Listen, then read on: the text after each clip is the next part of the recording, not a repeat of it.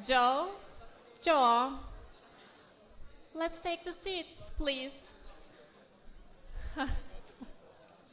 Yeah. Do we have other people?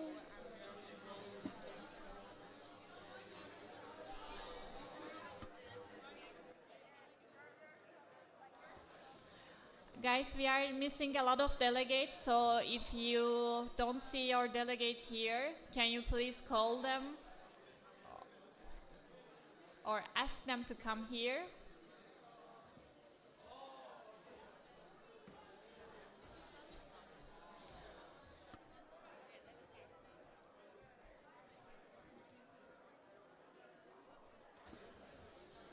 Hello again, welcome after the lunch.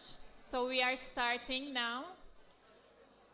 We have first one topic, which is I am missing the gavel.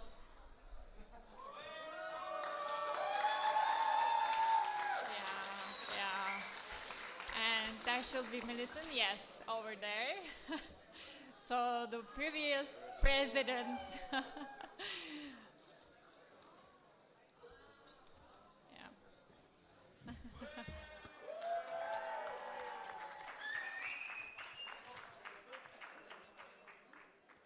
So here's the. You can use the microphone if you want. Which kind of punishment did you think for me? Is it on? We have a few more boardies over here in the audience sitting, a 6 on the table and a 6-ish more in the audience. How about we do a board serenade, but not a typical song. Which song? Something by Amy Winehouse this time. Okay, yeah, let's do that. Can Okay, so. to invite all of other boardies on the stage, so that this one sole boardie who lost their gavel can sing us a serenade.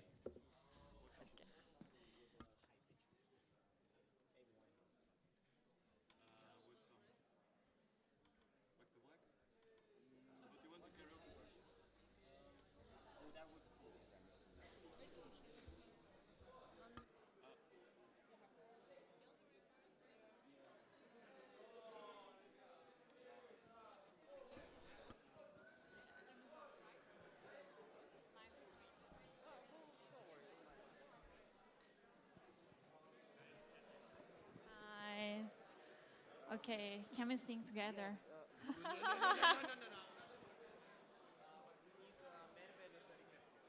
Okay.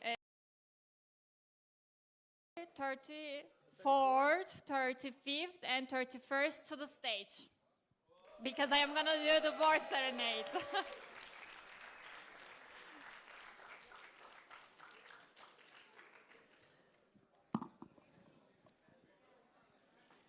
It's gonna be fun. You will like my voice. Just a bit.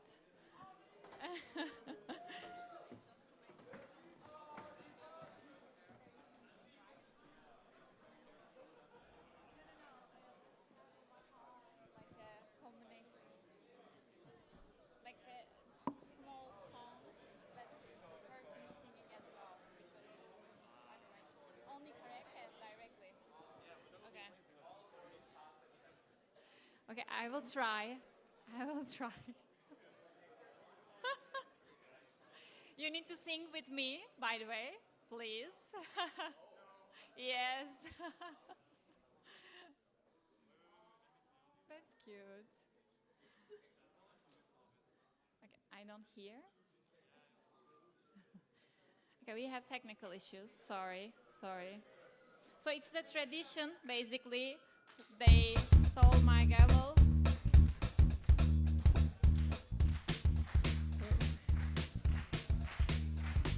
Well, sometimes I go out by myself and I look across the water.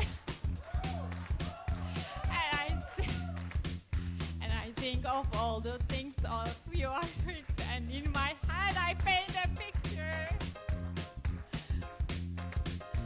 Cause since I have come on home, well, my body's been a mess, and I have missed your ginger hair and the way you like to dress.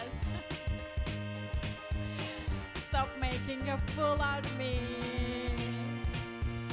Why won't you come on over?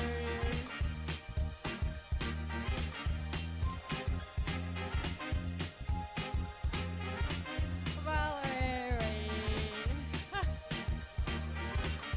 Valerie,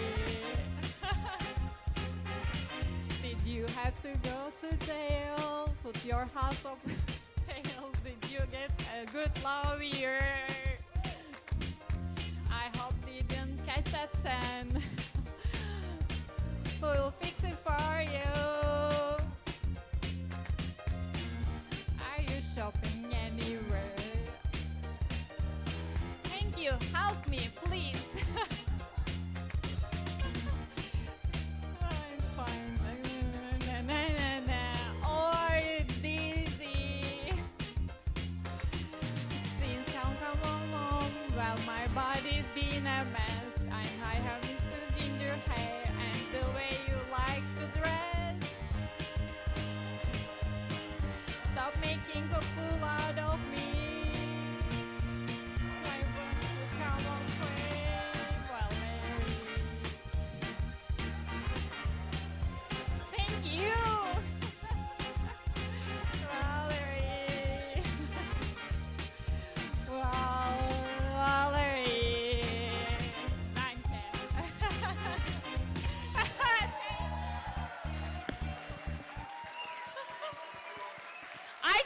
I tried. It was the yeah, the selection of the music was so good. Did our chairperson deserve back her gavel?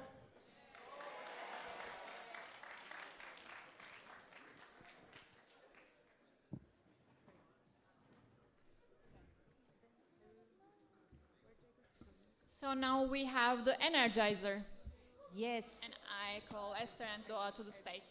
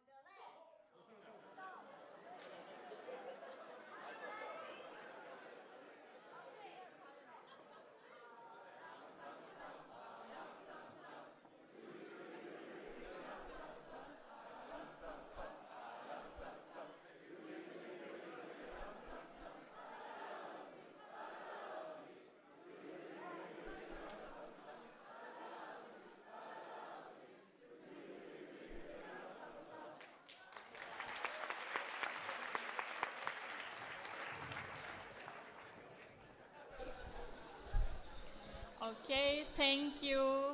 Thank you everyone for the punishment and also the Energizer. So we are slowly getting started with the agenda points. I am opening the agenda point 14, safety at the council meeting. And I call Adrian and Jonathan to the stage. Thank you.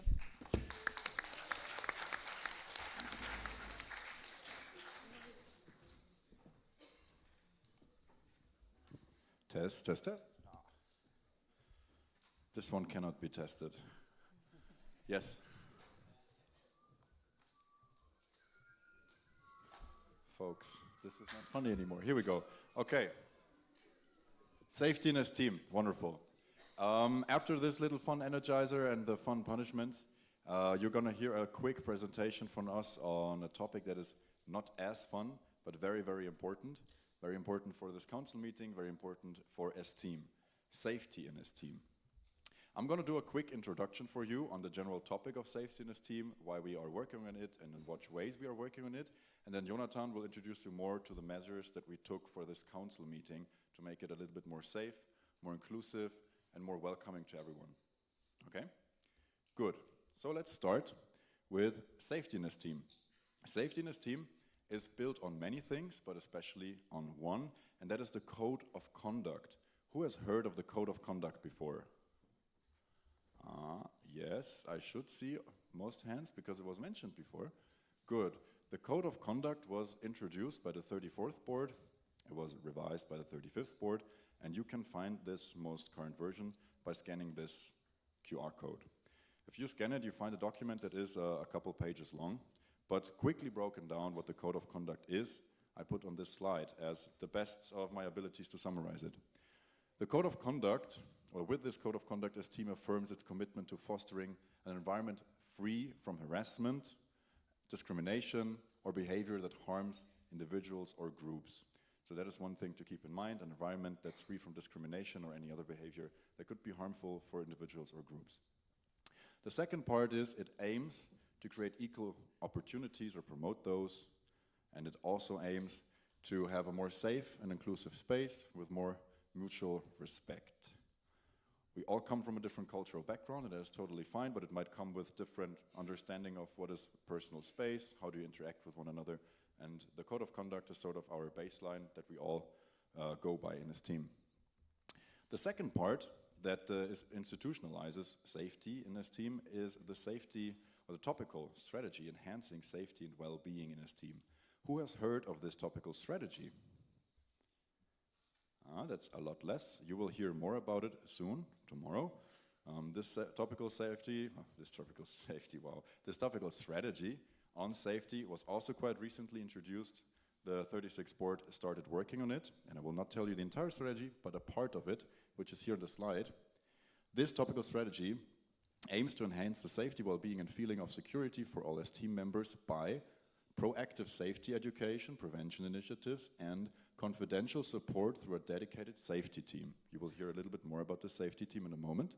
And embedding a culture of mutual respect, safety awareness, and accountability throughout this team. You will also hear a little bit more about that. So this is the baseline. This is how safety is anchored here. And especially these two bullet points that I put up here on the slide are what you will be hearing a little bit more on, and how we introduce them, how we implement them in this council meeting. With this, I hand over to you, Jonathan. Thank you very much.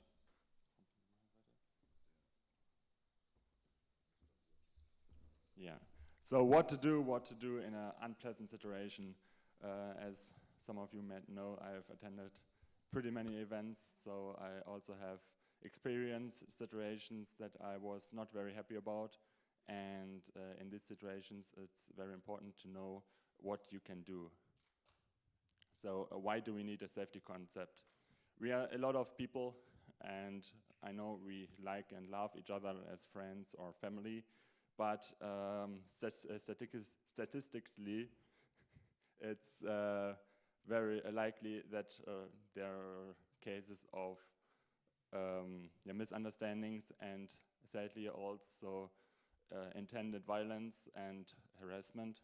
So it happens all the time, also in S-Team, so we need to take care of this. Experiencing violence, harassment, or also mental health issues, it's not your private issue only, because we are a community, and as a community we want to take responsibility for each other. So whenever you experience these kind of situations, it's not your private issue. And we also want to educate ourselves so we can prevent harassment, we can prevent misunderstandings for the future. Yes, asking for consent is sexy. Why? So what is consent? It's a freely, willfully, and voluntary agreement. It has to given constantly, so continuously. Once you have consent, doesn't mean you have consent like for the rest of the night or for the next hour. You always have to check again and again if that what you're doing, whatever you're doing, is the common sense of for all of you involved. It cannot be given by people which are intoxicated, asleep, unconscious, or under for other reasons not able to make decisions. Also very important for you, consent is not valid under pressure or peer pressure or threat. So we all like to shout a buffalo or that people should chuck drinks or do whatever, but one no should be enough to end this all discussion. So don't pressure each other, it should be fun for everyone. Yeah, and consent is interactive, can be done in many different ways, avoids misunderstandings, and most important, it shows your respect for each other. So it's something I can encourage you every time. It's not something cringe or weird to ask for consent. It's something very normal, and it can be included in many different ways. Yeah, what is a safety contact person? It's SCP. Maybe you have heard this term already. These are experienced steamers, and they are trained in mental health and safety, so harassment prevention. And you can contact us whenever you feel like you have experienced or witnessed a situation which is maybe unclear, or you want to talk about it, or you have specific complaint.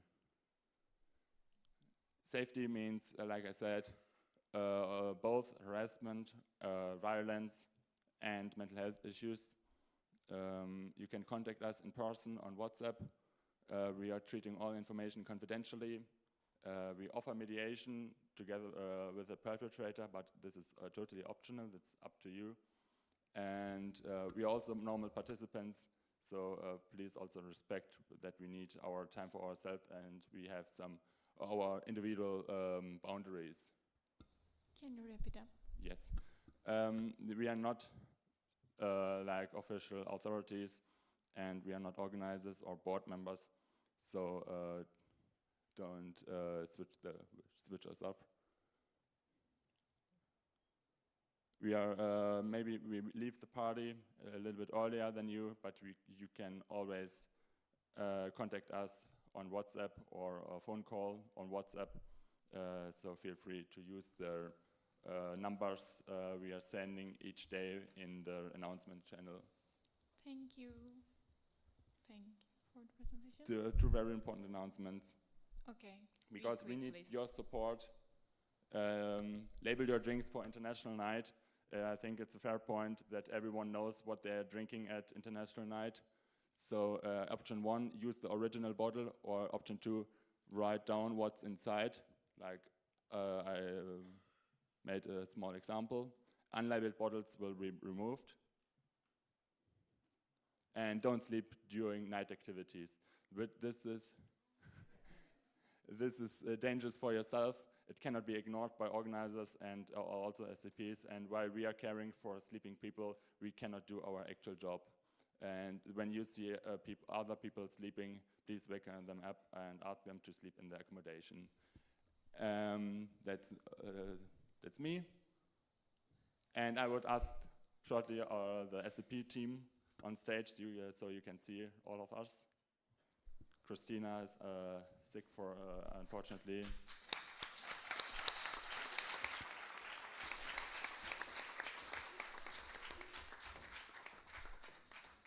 Is the presentation over?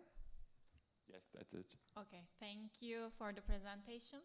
So now we have 2 minutes for the questions. If you have any question to the safety committee. I cannot see. Yeah, Hannes, please. Hi, Hannes Martin, local group Darmstadt. I noticed that now there is only 5 SCPs. Why did you decide to have such a low amount, maybe more to the board? That was an unfortunate situation that many SCPs cancelled. So yeah, it was supposed to be more, but we are still doing our job, and it's not endangered that we cannot do our shifts. Is it clear? Okay. Any other question? No? Okay. Thank you then. Thank you for the presentation. I hope it was clear for all of you guys. Okay, let's continue then. Thank you.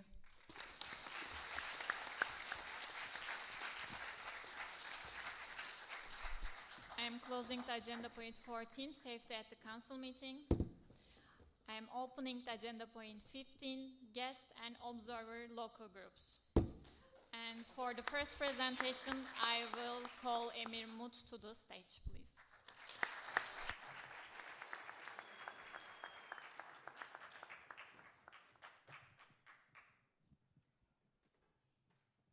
Hello, everybody. My name is Emir Mut, and I'm the members committee leader. So I will talk about the membership process in 3 steps. We have guest groups, observer groups, and members. For now, we have 4 local groups as guests, which are Baku, Casino, Sarajevo, and Sibiu.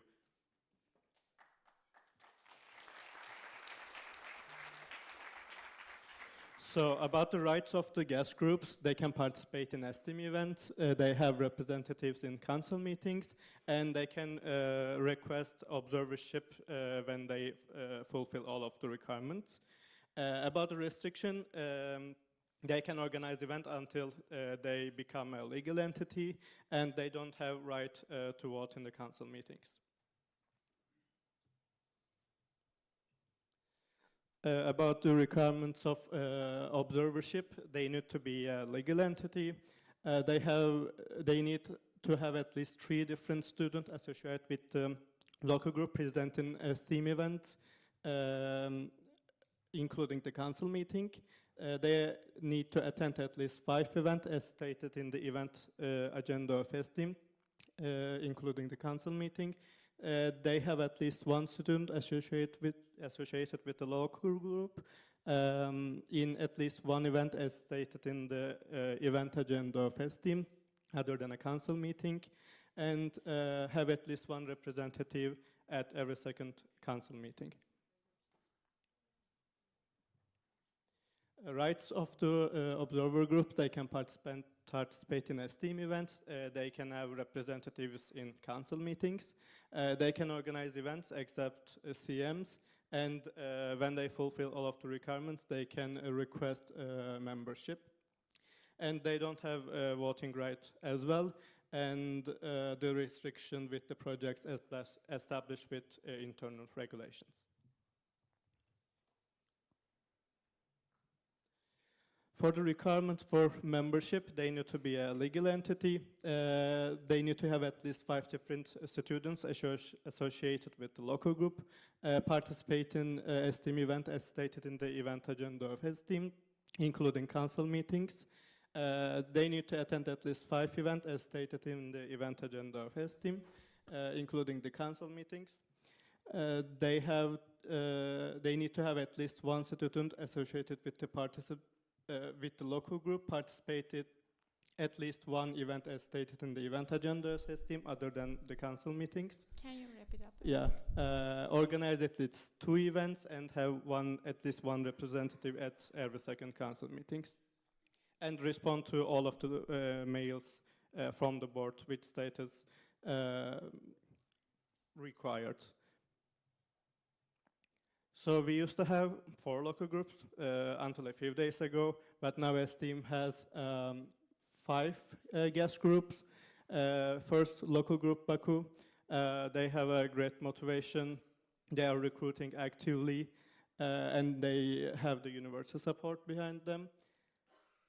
Local group Casino, they have reliable support from the university as well, and they are even now preparing 2 events now.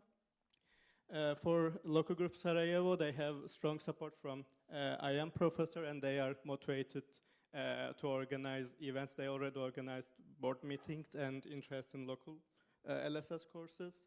CBU, local group CBU, they have support from director of IM Direct, and also actively participating in regional events and so on. And lastly, with big applause, I want to introduce you local group Bergen.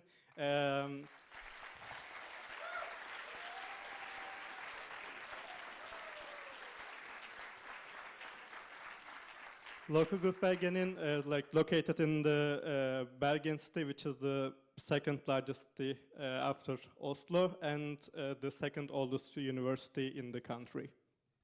Can you continue a bit faster? Thank you. Okay. Very efficient, thank you. So now we have the second presentation for the observed application at Baku.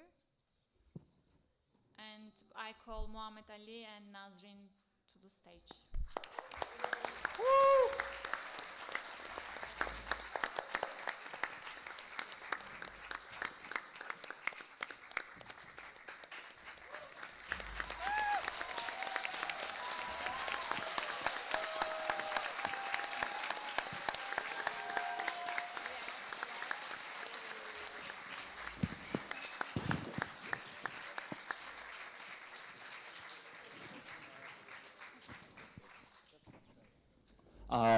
Test it. Okay. Hello, everyone. I'm so glad to see you here in CM Niche. We were waiting for this moment since August. We were planning everything, like what we were going to do. His name is Ulvi. As you know, it's Nazrin. I'm Muhammad Ali. We're going to present you our presentation for application to observership. Yep. So we can start. Hello to everyone that knows me, that's watching the stream, right? It's stream or, okay, translation. So I'm passing the microphone to Ulvi so he can start the presentation. Hello again. I will present the first part of our presentation.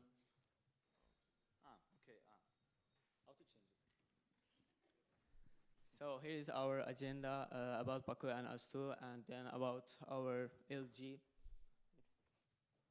So first of all, about our country, our capital is Baku, and we have a tiny amount of population, about 2.5 million.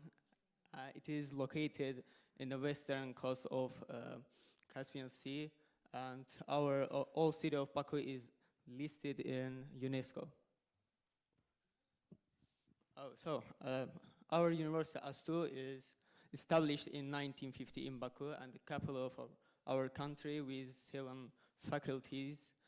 Then it has been renamed to Azerbaijan Technical University from Azerbaijan Polytechnic Institute. About LG Baku. LG was re-established in 2024 and became a legal entity this summer, 16th of August, and our LG group Baku is only LG in Azerbaijan. We have started with 15 members, and now we are more than 60. Here's our local board, our president Ismailov Agamirza, our LR Muhammad Ali, VP of Admin Mehriban, VP of HR me, VP of CR Rafiq, and VP of PR Mehrin. So since this part I'm talking about the events that we made board meeting 3. He's the 30, where's the 35th board? Hello everyone, I'm so glad to see them again because we made a lot of memories together. Here's the photos from the international night. Here's the photo from the pub crawl. Yeah, we were getting to the pub crawl 20 minutes because we didn't get where we should go. Then it's a get to know together. Yep, at Riyad's home. This is actually Seria. Hello, Seria, if you're watching this stream. So I don't know. I don't know why we didn't bring the costume here. Okay, some local events in February when we were making a General Assembly. Our regional coordinator, Emir Mut, came to help us with it. He trained us very well, and we learned a lot of things from him. Yeah, here's the photos. So this will be a funny part of it. So here's the video, and then some photos. Okay, I love that Emir Mut come to Baku to help us. That was wonderful. So some online events, we actually participate in most of the online events because most of our members like it. Yep. You can see Ramadan, I think, there. Saria is also, Cenk. Cenk is not our member, but also. Okay, this is our local online events and other stuff. So, LGL travelers, we had at least we have to have 5 travelers, but we have 8 travelers.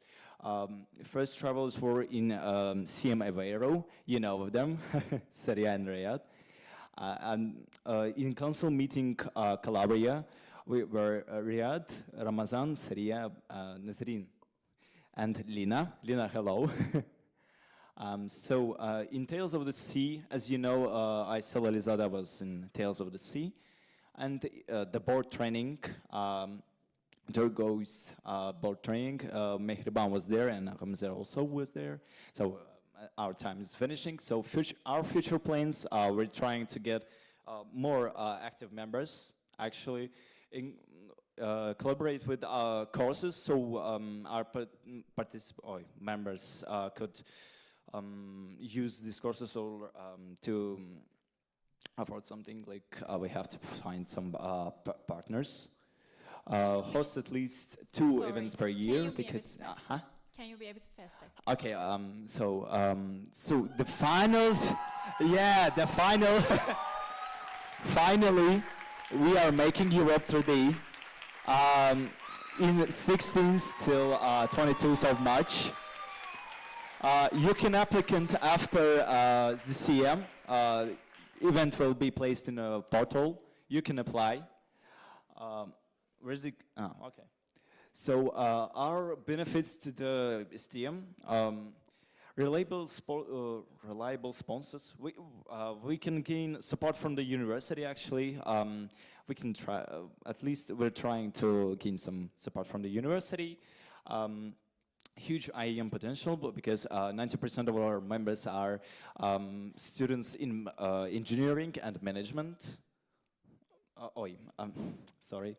Endless motivation. We have last time when we made a recruitment, we gained 30 active members. Actually, active members. They in a first grade. Yeah, they're so active and still they're active. And Explore Caucasus. We are the first local group in Caucasus. So you can come and see Caucasus on its beautiful way. And yeah, we have mountains in Azerbaijan. So thank you everyone for listening, for your attention. This was our observership presentation. Yep.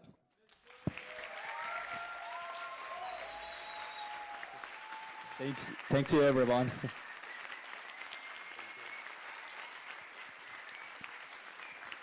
Should I turn it off?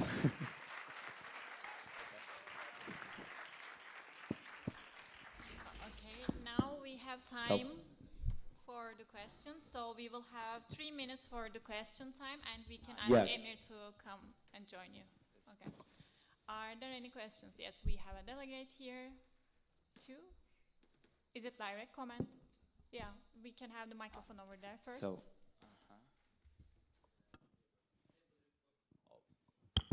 Okay, Gleb Bodrinkov, LG St. Petersburg. So I have a question about the partnerships you have plans regarding the courses.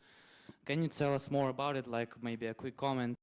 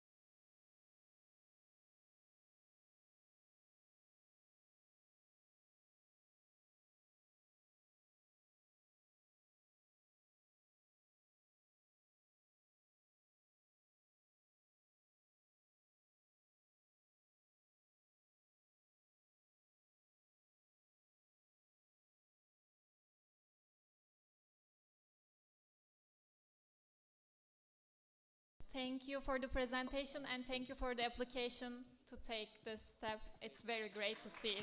It's a pleasure.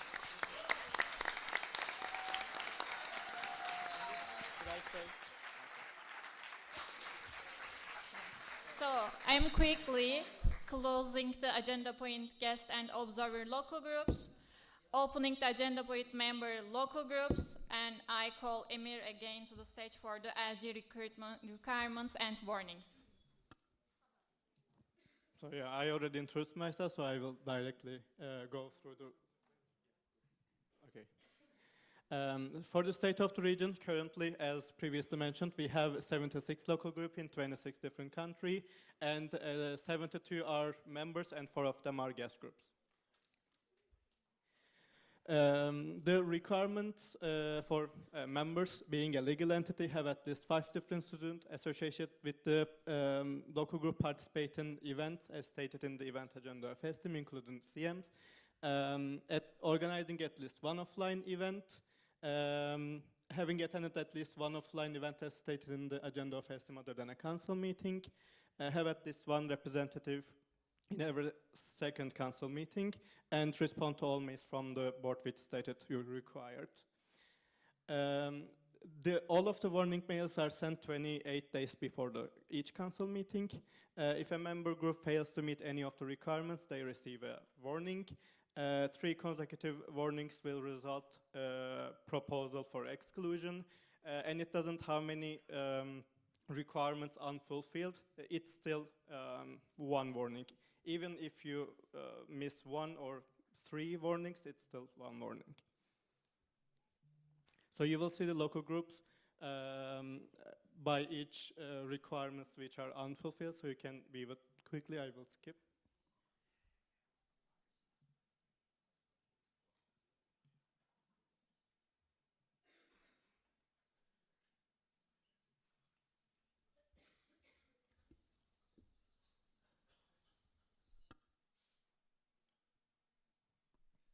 And yeah, that's all. Thank you.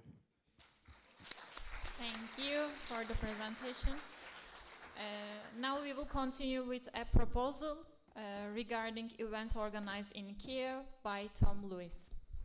And then afterwards we are going to have the question time for both of the presentations.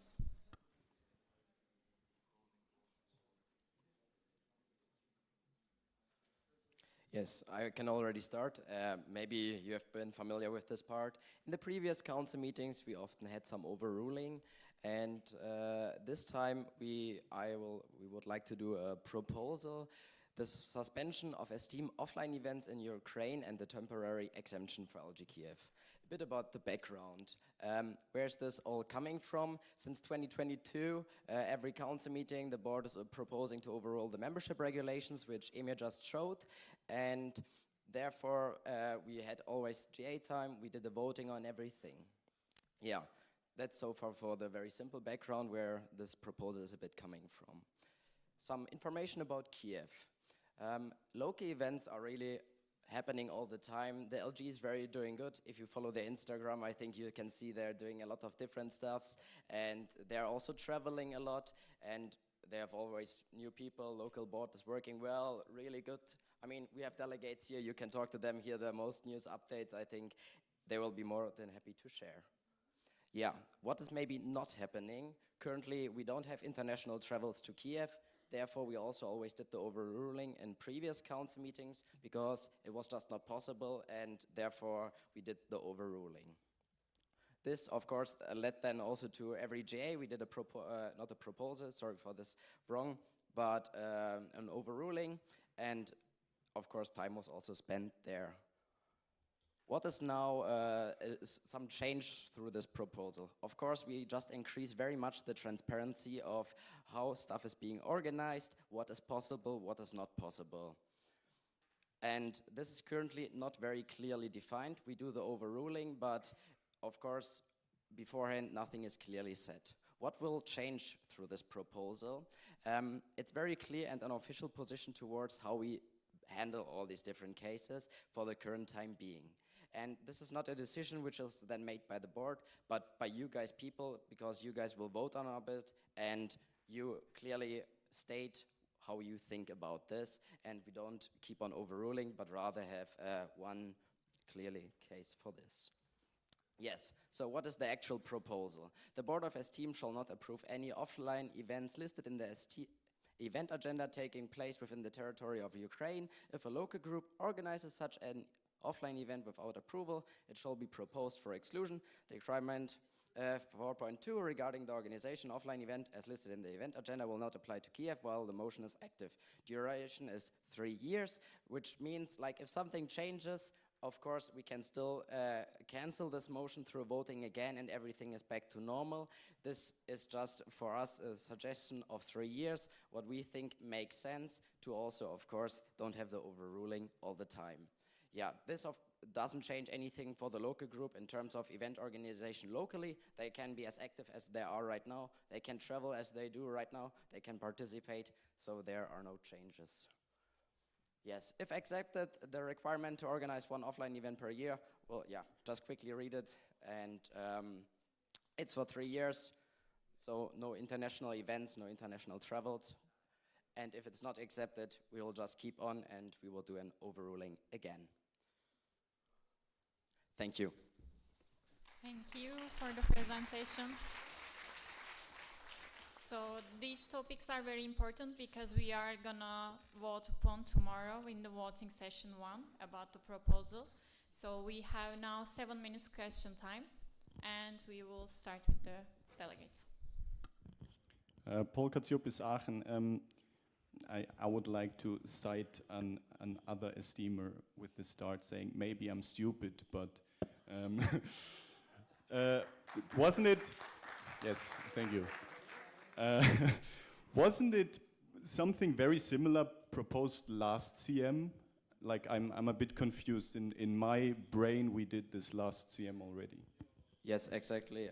Last CM we had a very similar proposal, which is for the Russian LGs, local group St. Petersburg and local group Moscow. So they have also for 3 years the same motion. As you can see, yeah. Now we can continue with Jonathan first. My question is... name, local group, Jonathan Püttmann, LG Kaiserslautern. Yes, my question is about local events, if they are allowed, because in their motion last CM, I think it was only for events with international participants. That's the same right now, yes. But I can't read it in their motion. 4.2, the article is referring to organizing international events. I can just quickly. Perfect. Yes. Okay. The offline event is not referring to any local events. That's not supposed to be limited through this. Yeah, please correct me if I wrote it wrong, but I think this explains it correctly. Where exactly is international? I mean, if you see the bullet point 1, this is the requirement we have as it's in our regulations, and this one we will overrule. Yeah, maybe Yes. if you have more follow-up question, maybe you can just come to the board and check the regulations together to understand better. Would it be okay? Okay. Yes. Then we can continue here with the question first and then Hannes. Okay, Nectaria Papachristou from LXXI. I wanted to ask about warnings. Can they get removed through time from an LG? Sure, if you fulfill it. So like the next year, it could be removed? Yes. Okay, thank you. Thank you for the question. There's a follow-up. Yeah. We can have the follow-up question first. Hello, Adrian from Karlsruhe. I just want to clarify, yes, if a local group fulfills all the 5 requirements that they have by the CM where they have it, they get back to 0 warnings. So they get completely reset and they're fine. Yeah, correct. Thank you. Then Hannes. I was Hannes Martin, local group Darmstadt. I was wondering for that motion, if I read that correctly, it will apply going forward, but you already sent out a warning to Kiev. Do you plan to overrule the warning for this council meeting as well? Then I maybe have a question back. I thought if with this proposal the warning is gun, or do we need then to overrule also the current warning? I thought with the proposal, this is clear.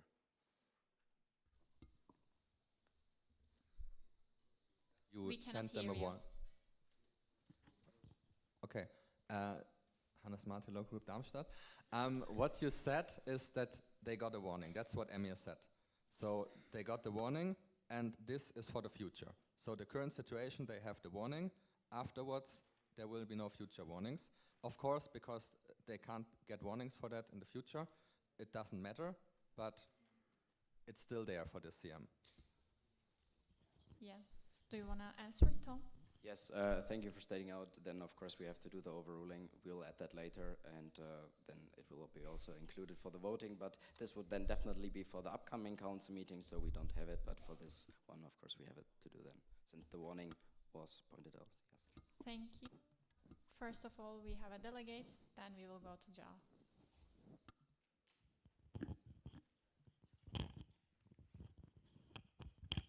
Yeah, so hi, I'm Dasha from LG Kyiv.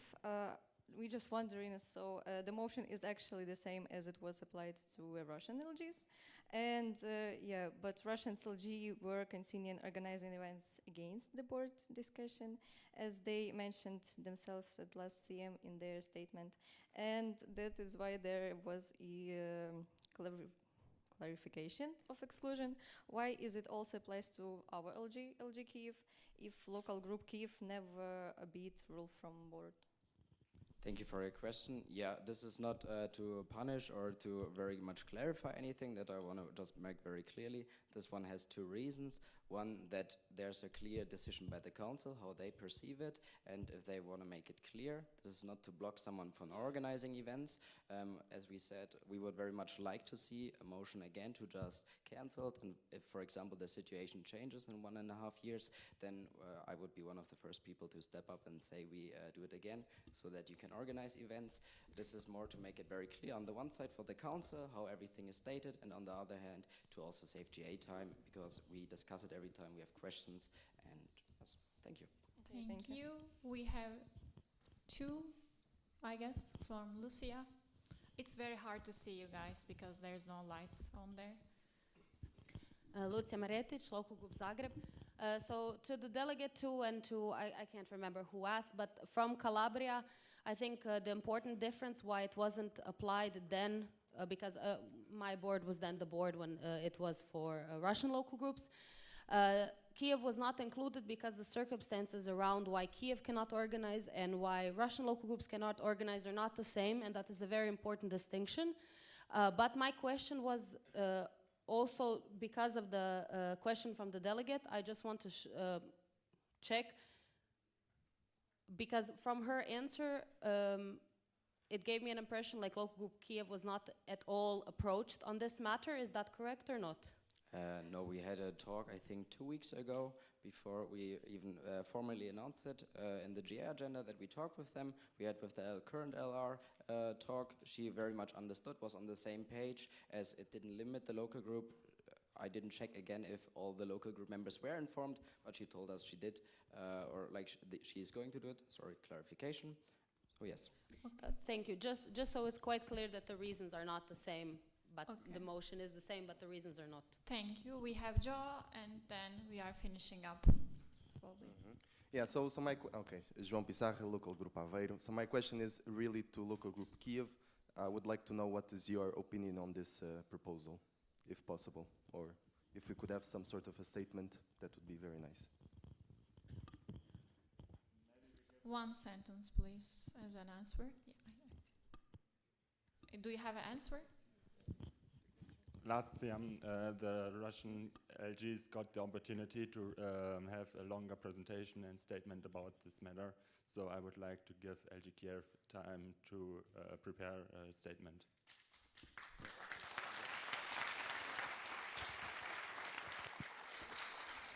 Joe, was it okay for you too? Yeah. Okay.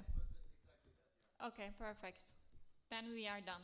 Thank you for the question. If you have follow-up questions, you can go to the Google chats, please. And thank you for the presentations. Let's continue.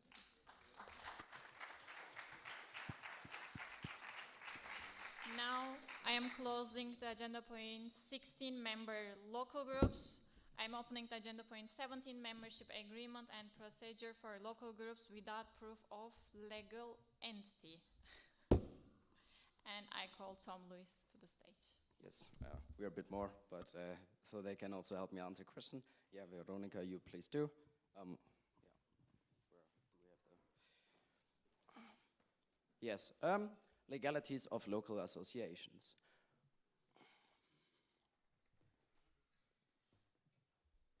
Yes, if you want to read fully through it and be fully informed about the background, where it's coming from, there was, or I think in April it was, a full Ilium post describing everything. I'll try to sum it up. The most important things, also more or less what has been done now, what is now the conclusion of everything, but the full-on reasoning, you can read it here. I'll leave it a moment open.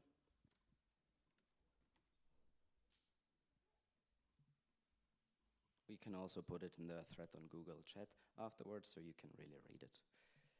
Yes, some background a bit. This is the membership process. We have 3 statuses as Emil already explained. One thing I want to highlight where this is a bit coming from. We talk about legalities of local associations, meaning our members and potential new members. Where does this play a role in this whole process? If you listen carefully, you might know.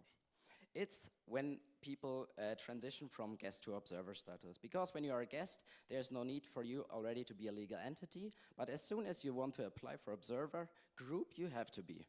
And of course, then also as a member group, you have to be a member. In our regulations, this is a very clear statement. It's also in our statutes that we have 2 types of members we can have. One is honorary members and one is legal entities.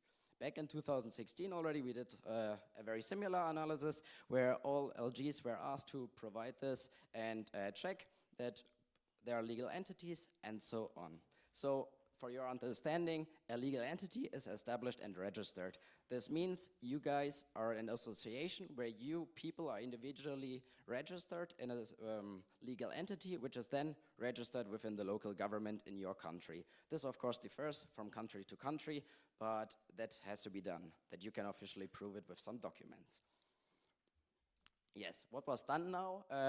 For every proof that we need from our members, we sent out a mandatory email. It contained the forms and later on step, which meant you guys filled in information. This led to an agreement which was pre-filled, and then we asked you to sign it. Then, of course, we of course provided support to member groups who didn't maybe find the information directly, had difficulties to really prove it, and therefore we try to really actively reach out if someone wasn't clear about it, because it can be quite difficult when it comes to legal stuff. We sent also multiple reminders because, of course, April is some time ago, and to make sure everyone is working on it and figuring it out, there were some more emails sent. Yes. This, of course, led then to a bunch of agreements signed and that we collected, signed, and sent back. I hope all of you received it by now. And yeah, outcomes. This is now the very formal overview. As you see, local association is a legal entity. This is the status quo we assume from every member. What we did now, we did an analysis if this is true. These are the 2 possible outcomes. Then there's no issue, membership in a team. You guys sent all the information, we signed it, all good. Second possible outcome, maybe in May, you realized, yeah, we don't have anything, we don't have any document. So you guys worked on it, we helped as much as possible, and then hopefully later on you could send it. And then, of course, there was now some deadline due to the council meeting, and at the end, you were either a local association that legally can be a member or not. Yes, this is the outcome of the whole process over the past months. We have 3 local groups that didn't sign the agreement in the end. The agreement is basically the proof that someone is a legal entity and signed by the local group with some information.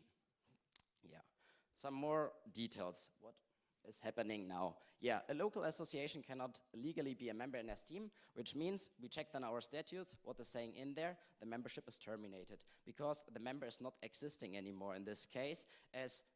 As I said in the beginning, how can you be a member? Once you are an honorary member or you are a legal entity. If you're not a legal entity, you're not existing in this sense. So the membership is terminated, but of course we really like to keep our LGs.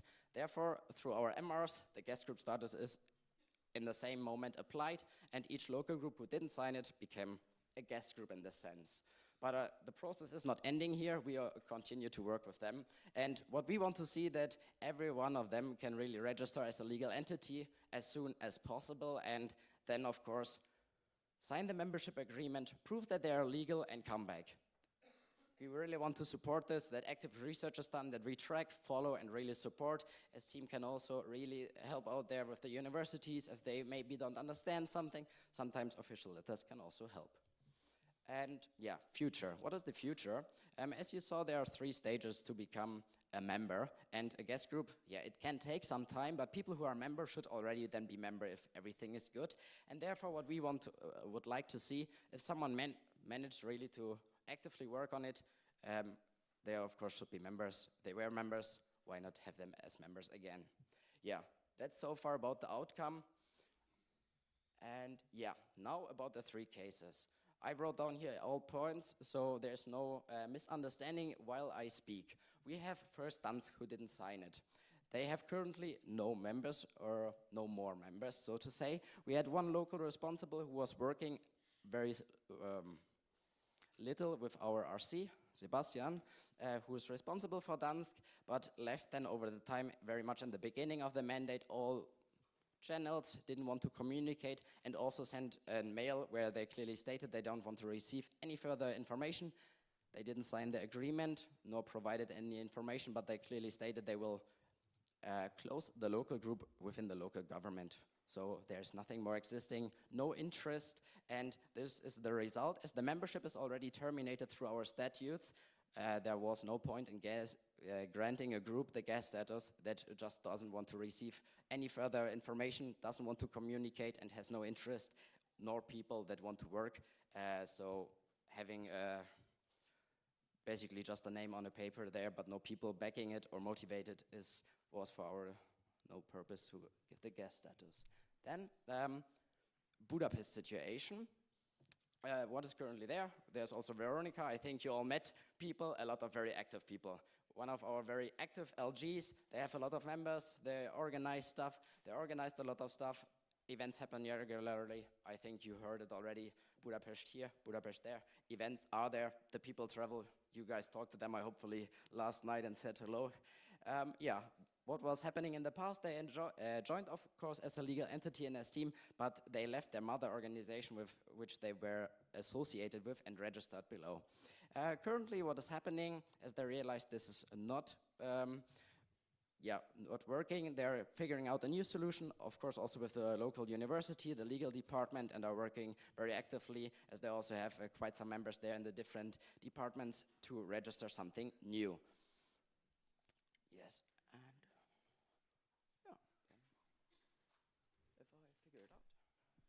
Okay, now we'll talk a bit about Dortmund. As you may know, they are not present today. The situation since COVID has been really difficult for them. They stopped basically the local activities, and yes, they were left with no members motivated, but they used to be a really strong LG. As you may see, like a lot of alumni are from Dortmund. The communication was really hard the previous years with the previous RCs, but I'm now working with them with a new strategy. We have 4 motivated members and 1 alumni actively working on the local group. We have weekly online meetings, and I even went visit them last week. So everything is really positive, and I have like a strong view that it's going to be way better for the next CM. So we planned 2 local activities soon. We have a new board. With the new local responsible, communication is really perfect so far. And as I said, we have really weekly conversations where we have follow-ups, updates, and so on. So the situation is really positive so far. But yeah. Yes, on this slide you can also see the lovely people. Nicolas Nadan was also already traveling quite some times. You might have seen him if you are all around already sometime, and I hope the other faces you will soon also see on some S-Team events. Thank you. Thank you. Now we have 9 minutes for the question part. So we will start with the exportees, I guess. Adrian? So this is also more of clarification because I think it's important. So the 35th board started this initiative and they took over. So why was it started? It's not to be like the annoying person in the room, because I know it's a lot of paper. Some local group had quite a struggle to find registration number and so on, but this is extremely important for us because we are an association of members, and if we cannot prove any link with you as local group and we cannot prove that you're members of organization, we would have problem at quite a lot of level. But it is also important for you to clearly be able to state that you have a link directly with Esteem, the European organization of Esteem, because it can matter as well in some legal situation in your local group. Thank you. Any other question? We have João. João Pissarra, local group Aveiro. So regarding this, let's say, action of checking the membership, the legality of the members of Esteem, which is good and is needed, of course. But my question is the board willing to check the other requirements, like, for example, being democratic? And if so, do you have any plans for that? Yeah, thanks for your question. Very valid. If you're familiar with our regulations, we do have quite some things. Also, for example, democratic. We thought first we start one project, do a full-on check there that we are on a good side there, and as it also takes quite some energy, also with the collaboration of MC that we have there people actively supporting, we decided first to check one thing, have there a good overview and work on this, and then Emil also had it already as an initiative plan, so I'm also very much interested in figuring out how we can maybe also do a check for example, being democratic, but this is of course more difficult than checking if someone is legal.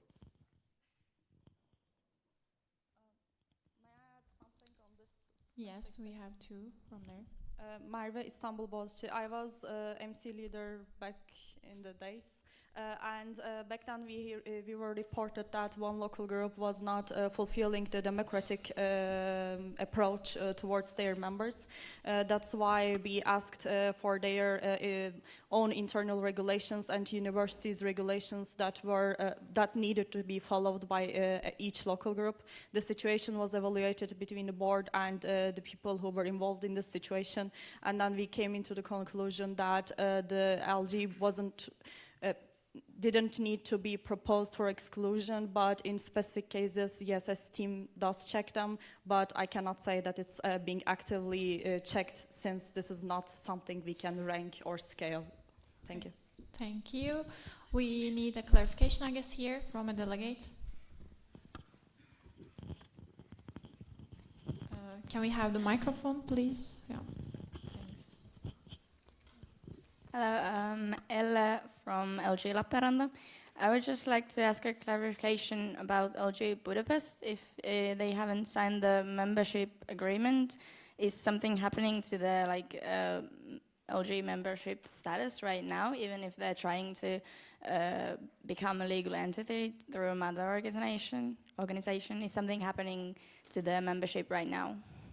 Yes, that's what I tried to show here, that this was more a report on that the membership status changed. So we have actually right now then, if the observer group gets accepted, then we have 5 observer groups and 5 guest groups, yes.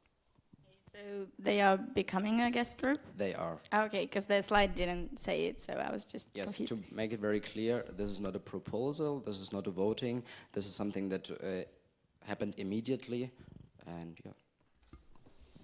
Okay, clarification here from a delegate. From your back. Oh, yeah. Max Schad, LG Darmstadt. Just to clarify, is there a fast track afterwards, or do they have to go over observer group again and do the long track back to membership status? Let's see. Maybe I can quickly go back if it works. Or is But it even possible to do a fast track? the fast track was what I tried to show in the right box, overruling from guest to member, that we have all our members back as members as we wanted to have. Okay. Thank So you. short, yes. Thank you. Any other question that you would have? Ah, Milton. It's very hard to see over there because of the lights, not because of you. Milutin Miljanic, local group Belgrade.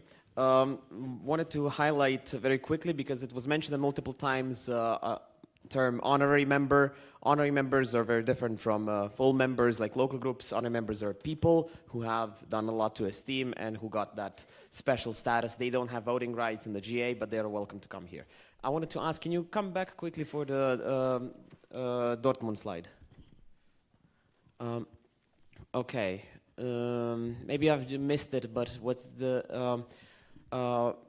are the hopes for the future, like projections for next year?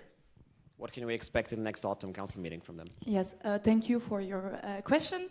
As I said, I'm trying a new, totally different strategy to get the back on track.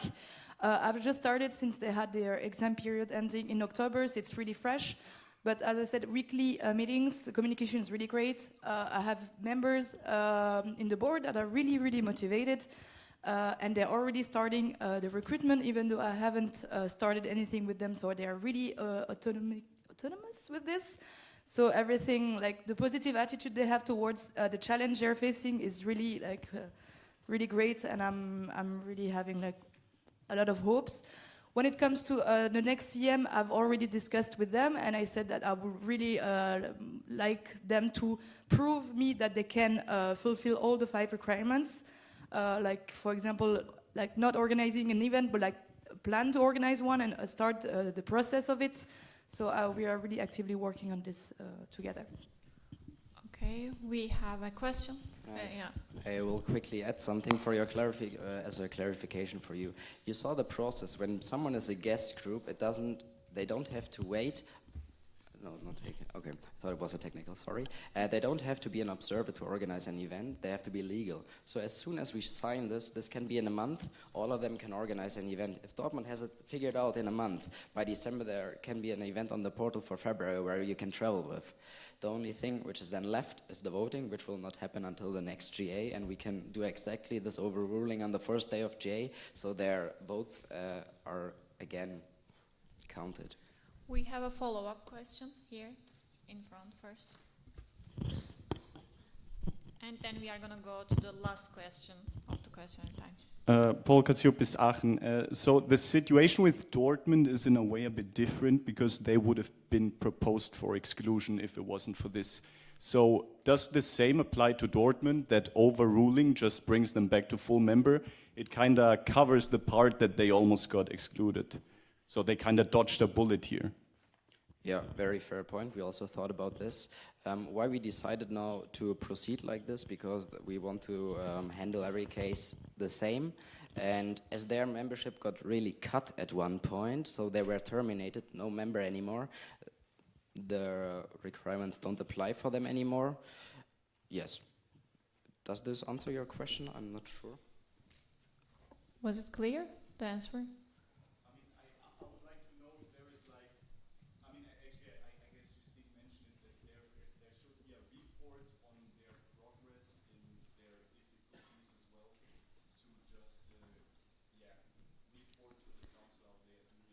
Can you hear the question? So it's basically asking the report to the council directly. Yeah, what I would suggest, if you have questions further than this, we are really happy to answer them. We thought this already gives the exact overview of what an LG is doing. You will see it in the presentation afterwards, where we unfortunately have one proposal. There we also showcase what an LG is always doing, what they are trying currently, because we are trying to support our LGs that have a hard time. That's what you can see here. If there are more detailed questions about things you would like to know, we are more than happy to answer. Okay, thank you. Then 1 sentence question, 1 sentence answer, please. Okay. Codrin Grapinoiu, best. Congrats on the initiative. I was wondering if you're going to do this regular check, if a local group is legal, or in case something happens, you're going to be based upon your communication with this local group. Is this going to be a regular check or not? Like for our current members, we don't plan to have a system established that every 1 year or 2 years this is being done, because it's quite an effort. But as you saw, it was done 5 years ago, and I think if someone has in 5 years, 10 years ago, and maybe in 5 or 7, it makes sense, because usually there's not so much change within 1 year. Is it enough? Okay, perfect. Then we don't have more time. Thank you for the presentation, and thank you to the presenters.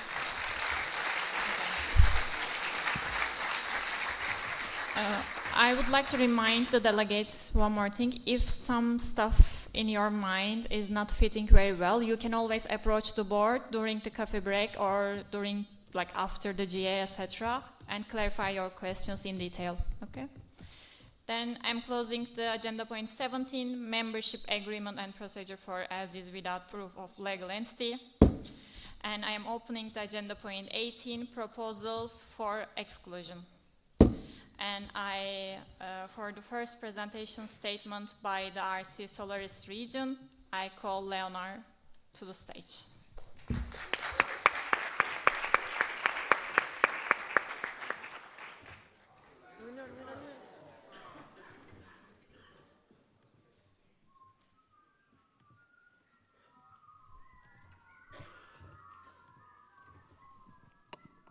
Hello. So now we have a flag. Hello. Yay. I will just tell one thing. There is timer. You can keep on it. Okay. So for those who don't know me, I'm Nono from local group Aveiro. I joined this team in 2022. I was highly active locally and also at Central Esteem. And now I'm RCing because why not? And since everything is done with a team, I ask LR of Coimbra to join me in the stage.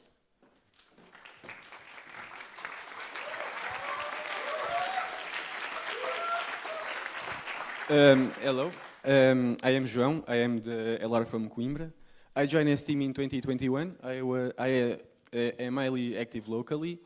Started as a member, then I took the role of treasurer, and I am the current president of the LG also.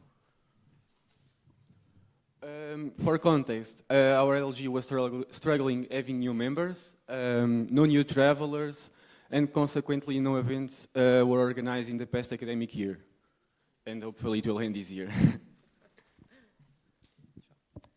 Yeah, so with this we have 4 unfulfilled requirements. The first one is to have at least 5 different esteemers associated with the local group.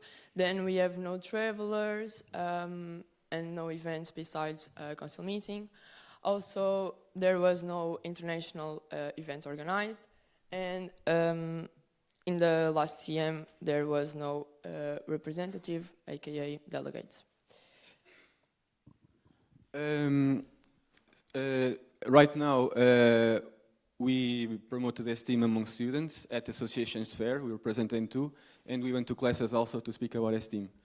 We also did a partnership with the department's Students Association.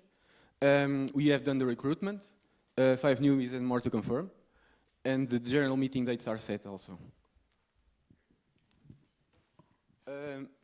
Right now, the majority of my work is I deal with all of the administrative work. We set the strategic approach for the LG, and I am responsible for everything to fulfill the initiatives regarding the contacts with the university, the students, and other associations. And I also am in contact with Leonor for support whenever it's needed. Yeah, so, okay. So basically, I'm working super close with João. We have a super strict follow-up of the work and status of the local group. For example, for the STEAM promotion sessions, I was in Coimbra with João, and I did those sessions with him. I helped him planning the recruitment and so on. Also, we have every 2 weeks online meetings to work in a strategy and on a plan. And also, we are in contact daily. I guess it helps, we are from the same country. And yeah, I'm constantly assisting on future planning. Yes, so for the future plans, we are training the newbies with esteem knowledge, events organization, and etc. We will finish the mandate planning and we will organize at least one event. We also going to incentivize the newbies to participate in international events by reimbursing the part of the fee or the travel costs. Yeah, so basically all members are motivated. Also the newbies want to bring some more friends to the local group, and we are highly positive that this will work. And the next CM we will have more delegates besides the LR, and we will have a stronger board also. So yeah, we are ready to train new leaders to our local group. I mean, your local group. Thank you. Thank you. So now we have question time. It was the statement by the RC, Solaris Region, and by LG Coimbra. So you can ask your questions for 5 minutes if you have any.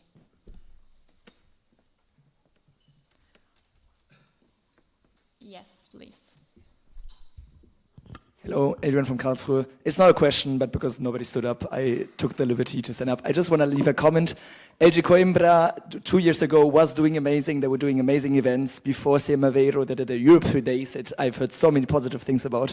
So it would really be a shame to kick them out just so this. I think there's hope. I think we can give them a chance, and they can get back to make amazing events in the future. Thank you.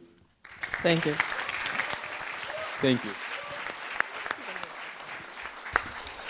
Thank you. Are there any other questions? No? Was it clear for you guys?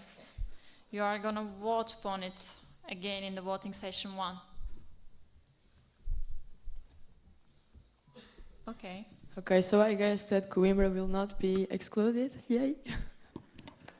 Okay. Thank you for the presentation.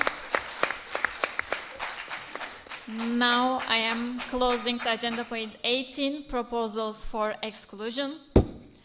And we have half an hour break, coffee time.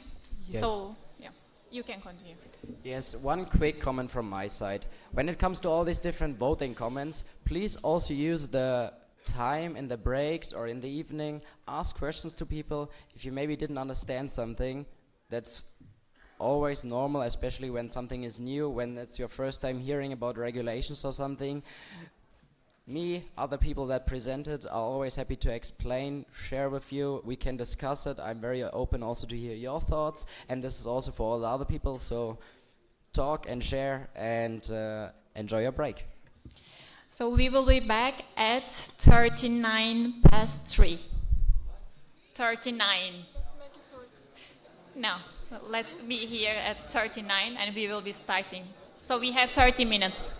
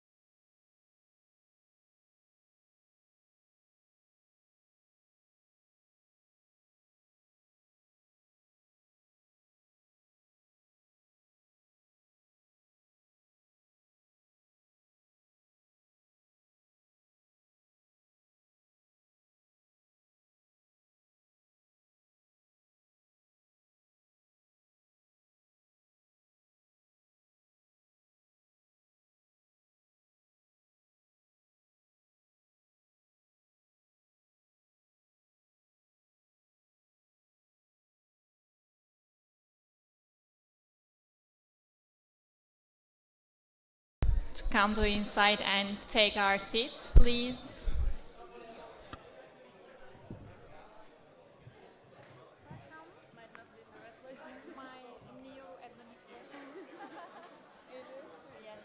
You were saying like it's too much for 45 and then we are here like at 4.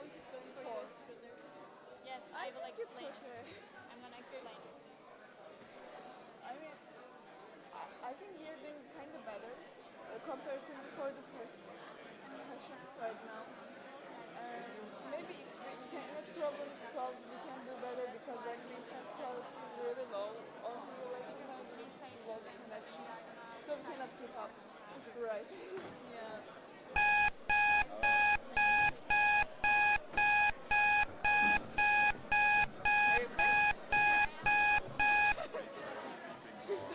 I think tomorrow she will not be wearing heels. I got a coffee. Really? Yeah, they were like 5. At least I only saw 5, and I was like, I'm going to take one. Nice. You had a Red Bull as well. What? You had a Red Bull. Yes, I had like I also have coffee, so I can have an appetite, so it's nice. You can have an appetite. Why? Because of like so much coffee. I don't know. Because our time difference, you have 15 and I have 18. Yeah, like I always have to. Usually you put the time, but it's always like 1 hour after. Yeah. Hello everyone, let's take our seats, please. We are starting. Heyo. So I see some delegates in front of the door. Please take your seats. So just to be on time. Yes. I see people standing up still. First of all, I need my gavel, and we don't have time to have the punishment now, but we are gonna have it at the end of the session. Is it okay, Mikey? Yeah. Just a little game. Dankeschön. Dankeschön. Punishments for now? It's for every morning. No. No. Drink water.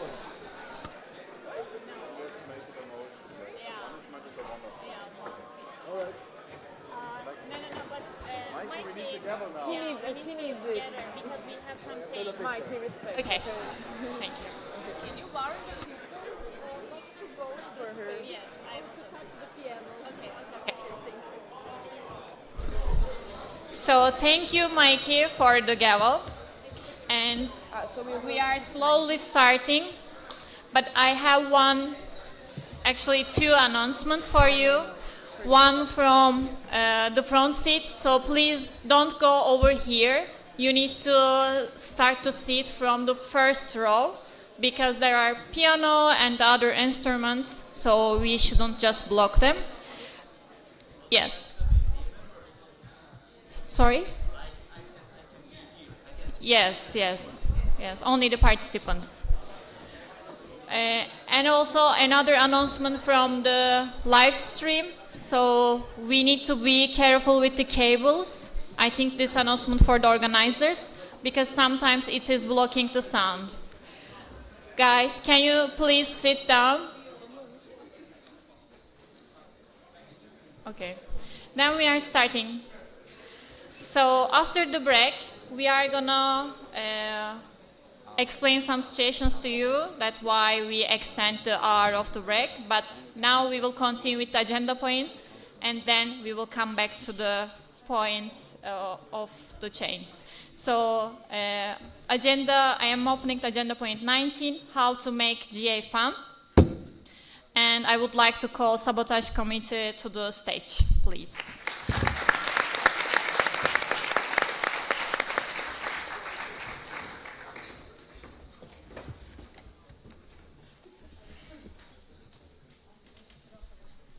Hello everyone, we're Sabotage Committee.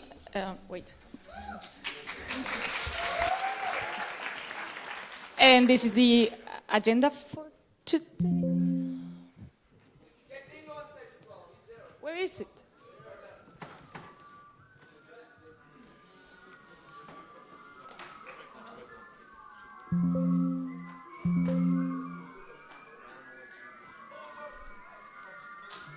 Maybe I'm like try to go only one.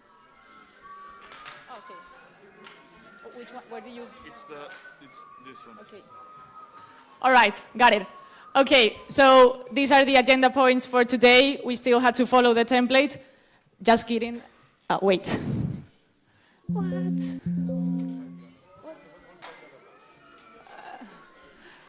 Okay, just kidding. This presentation will be just as ridiculous as Sabotage Committee itself. So let's introduce ourselves. Who are you? Hi, Andrea. I'm Carmen from LG Sevilla. I was the HRC leader of our LG Sevilla, and I was proudly the co-project leader of CM69 Sevilla.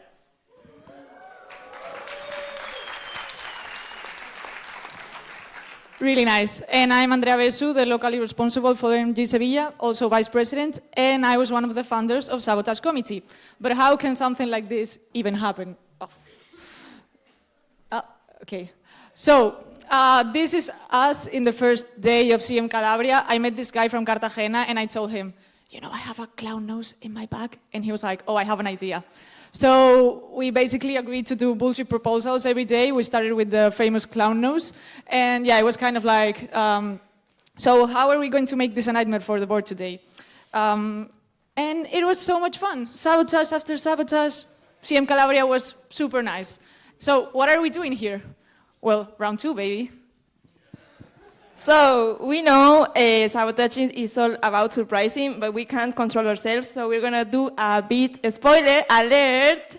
And so, what have we been cooking for CM Niche? You may be wondering. So this CM, we will get romantic. We will get poetic. What else, Andrea? We will claim what the 36th board did, like, took from us, our origins. What else? And we will celebrate loudly, very, very loudly. So, Sabotage Committee is made of crazy ideas, and we are like 200 people here. I'm sure this room is full of crazy ideas. So please, scan the QR code and share with us your crazy ideas, and we will try our best to either in this CM or the following CMs make your sabotaging ideas come true. Okay, so we'll start with the first sabotage. Yeah, you have only 1 minute, so you need to be fast. Yeah. Yeah, besides the voting part. So you need to explain in 1 minute. Yeah. Okay. Okay. So for the first day, we will bring back the best from CM Calabria. So we will recreate the best sabotage, all of them today, right now. So can we get voting committee with us so that we vote, or later? We can vote one by one. Okay. Do you have any questions about this proposal? Yeah, can you repeat it? Okay, so the first one, we need to vote, like, who gets it, and then we will say what it is. Oh, you can just explain it to them, because they need to understand, so. Okay, pretty simple. You know the deal. Someone has to wear this. The other one that we will recreate will be the handcuffing. To the left. Okay. The handcuffing with the ties, and then the rest of them will wear the scarves on their head. Was it clear? Do you have any questions? Okay. Clarification needed, yes. Microphone, please.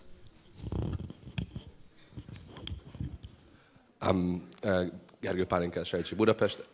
What is going on right now? I kind of lost the flow or the string of thoughts. Yeah. We're just trying to make GA more fun.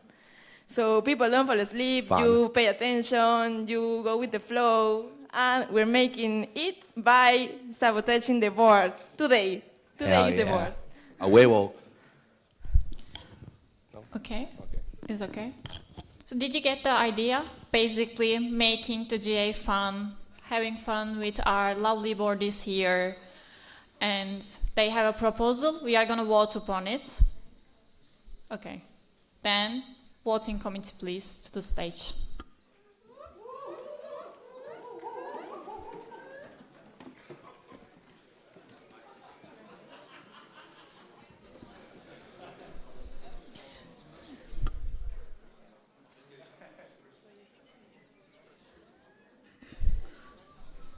Can we start to the voting? Okay.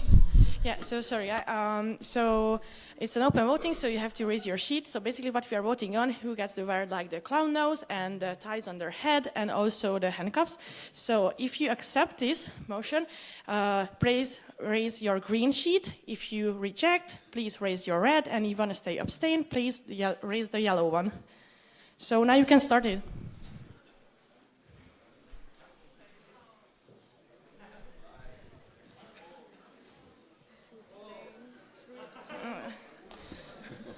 So let's see the sheets. Is it okay, the voting committee? Yes, yes. So the majority decided, so it's got accepted. Yay. Okay, thank you. Let's continue with the second one. Yes, and for the numbers, I would like to ask the board members to say a number from 1 to 6, right?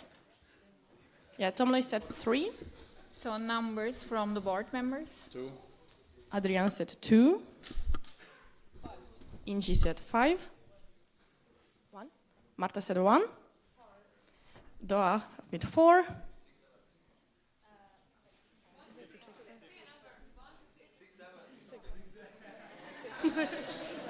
Did you say 6 a is number? left. So, drum rolls, please. Number 5. It's Ingi. Okay, thank you. Thank you. So now we are a bit over time. That's why we need to have only one, if it's okay for you, and the third one can go to another day. Would it be okay? Okay. And quickly, please. Thank you. Yeah, so handcuffing. Marta, you have a really nice tie. And we're not very good friends with Doga, right? So you guys are getting handcuffed, Doga and Marta.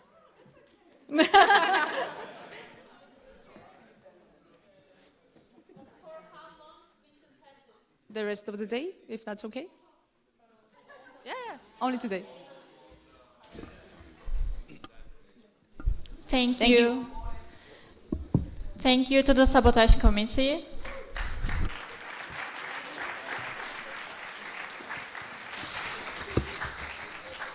Okay, now I am closing the agenda point 19, how to make GA fun. And we have,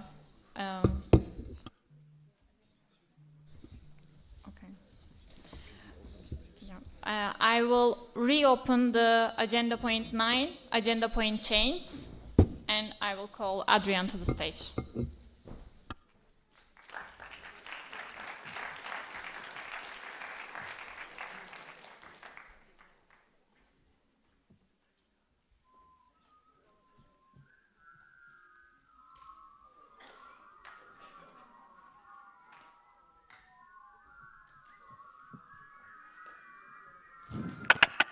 Here we go.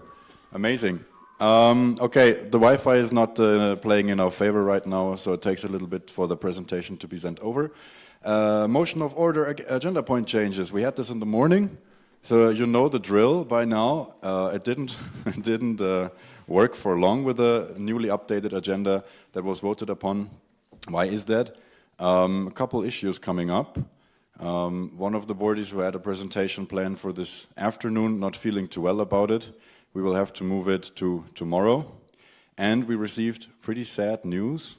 The founder's speech that was planned for tomorrow afternoon has to be cancelled because the founders will not be able to make it for another quite severe health issue. We're wishing them all the best. We are in touch with them.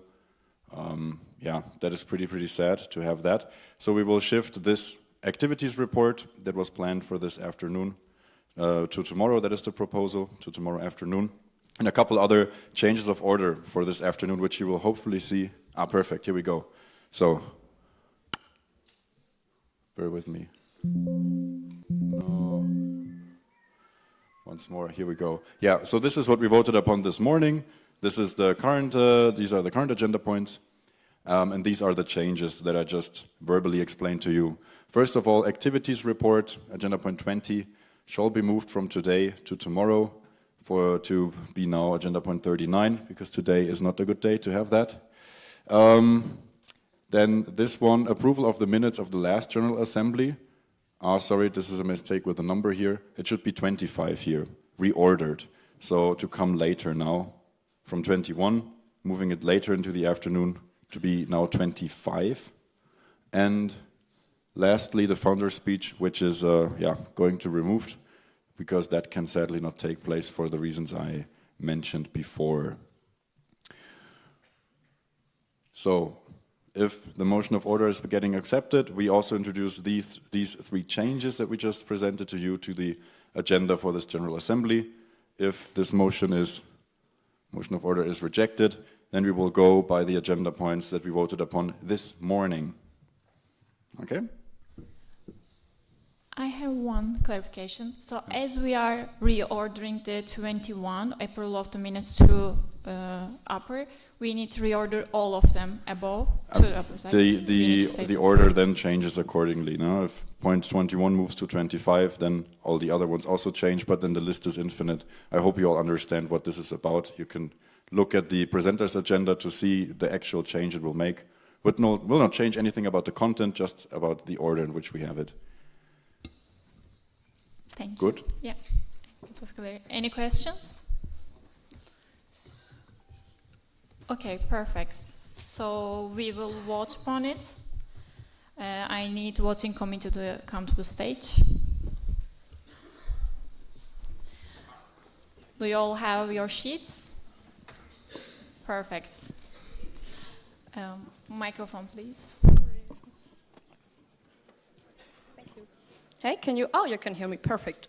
So, currently we are voting on these agenda changes Adrian just presented to you. So, if you accept it, then we will have this agenda change. If you reject, then it will stay the way it is currently, like we voted on this morning. And if you want to stay abstain, then please stay abstain. For acceptance, please raise your green sheet. For rejection, the red one. And for staying abstain, the yellow one, please. You can vote now.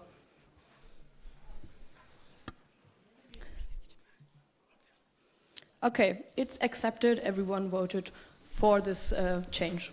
Thank you. Thank you, Adrian. Thank you, the voting committee.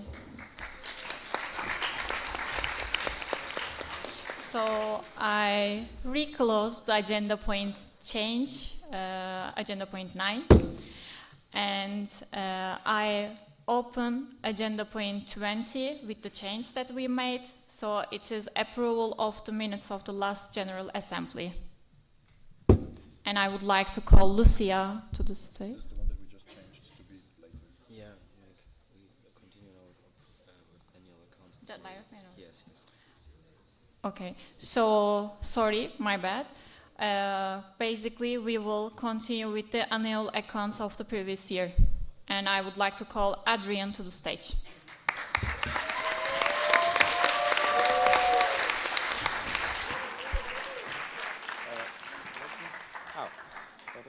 It's this one? No, the other one. Wait, if one works, if one doesn't work. Okay. Doesn't work. Okay, good. So, good evening, good afternoon. As they said, how to make GA fun, I'm bringing you the fun. Why? Because annual report of the previous year. I hope you're ready. That's going to be very fast. I might not say all the number, but they all clearly displayed there because we have very limited time. So, let's go. So, what are we speaking about today? We're speaking about the annual account that you can find on the first QR code. We will also speak about the financial report of the previous year, which is there on the second. And if you are very nice and you have an Helium account, you can get both by scanning this link. So basically, why do we have an annual account? To, first of all, transparently explain to you how we spend our money and how we get our money this year, and how it affected the network and what were the numbers and the aftermath of it. Also highlight the good and bad practice that happened during the year for the next generation to take lessons from it, as well as considering for you to consider the discharge of the 35th board, as the annual account needs to be approved before getting all discharges. Yes, this will be just voted upon, so be very careful when you're listening. Okay, so quick overview. We have here the first graphic. I'm sorry for... I will put the presentation on Google Chat. I did not have the time to change all my graphic for, I think there was a colorblind people, so I will just put them all in the Google Chat. So here on the first graphics, you can see the total income budgeted and the total income realization. So we have budgeted 132K, and we actually spent we actually get 120K. We also budgeted 137K of expenses, but at the end of the day, we only spent, 119K. So what does it give us to us? What does it give us? It gives us with a profit of 800 euros and 851 euros, as you can see there, which is quite good number. As you can see, we managed to lower the profit quite a lot compared to the previous year, which is extremely important, as if I need to remember, we are a non-profit organization, meaning by that we're not seeking any kind of profit. So our final goal should be to be at zero. But obviously, as you can guess, it is kind of hard to reach zero, so we can say that we already did a great job there. So on the income side, I said that we got 120K. You can see here the repartition of it. We mostly got our money from the grants, which was summing up to 75,000 euros. But we also got some money from companies, institutions, that more or less add up to 18% of our income. You can see here on the right side of the screen, you can see the evolution of our income during the previous year, actually since 2011, and you can see that we reached again a all-time high, and that Steam is exponentially growing its annual income. But I said we got 120K, but that is not exactly true. In the actual income, so the actual money that came into our bank account is 60,000 euros. How so? Because basically we had received a lot of specific reserve from the year previously, from the previous year to ours, which means that this money was not on the bank account. And this money was already in the bank account and already budgeted and then transferred into our budget. And also some part of the money we got this year and that came into the bank account will also be accounted for next financial year, so in this financial year, because, for example, our grant being a yearly grant from January to December, half of the grant is going to next year.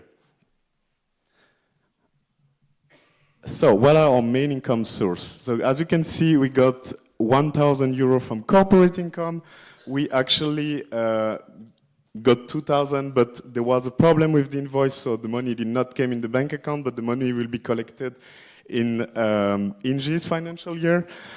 As well as we got 10,000 euros from institutional income, which is basically all the universities and NGO partners that we have.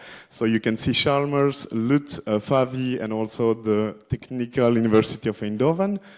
And we also got the grant income, which is 75K, and that was fully given by the European Commission.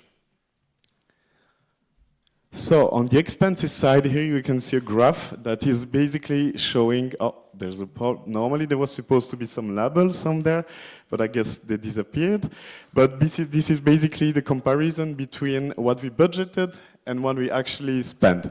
So as you can see, most of the time, for the biggest account, we actually did not manage to spend as much as we wanted.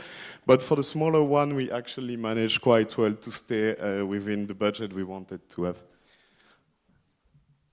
And again, so we had 120K of expenses, as I told you, but what we actually spent was 86K euro. What does it mean? You're going to ask me why there's such a difference between the two numbers?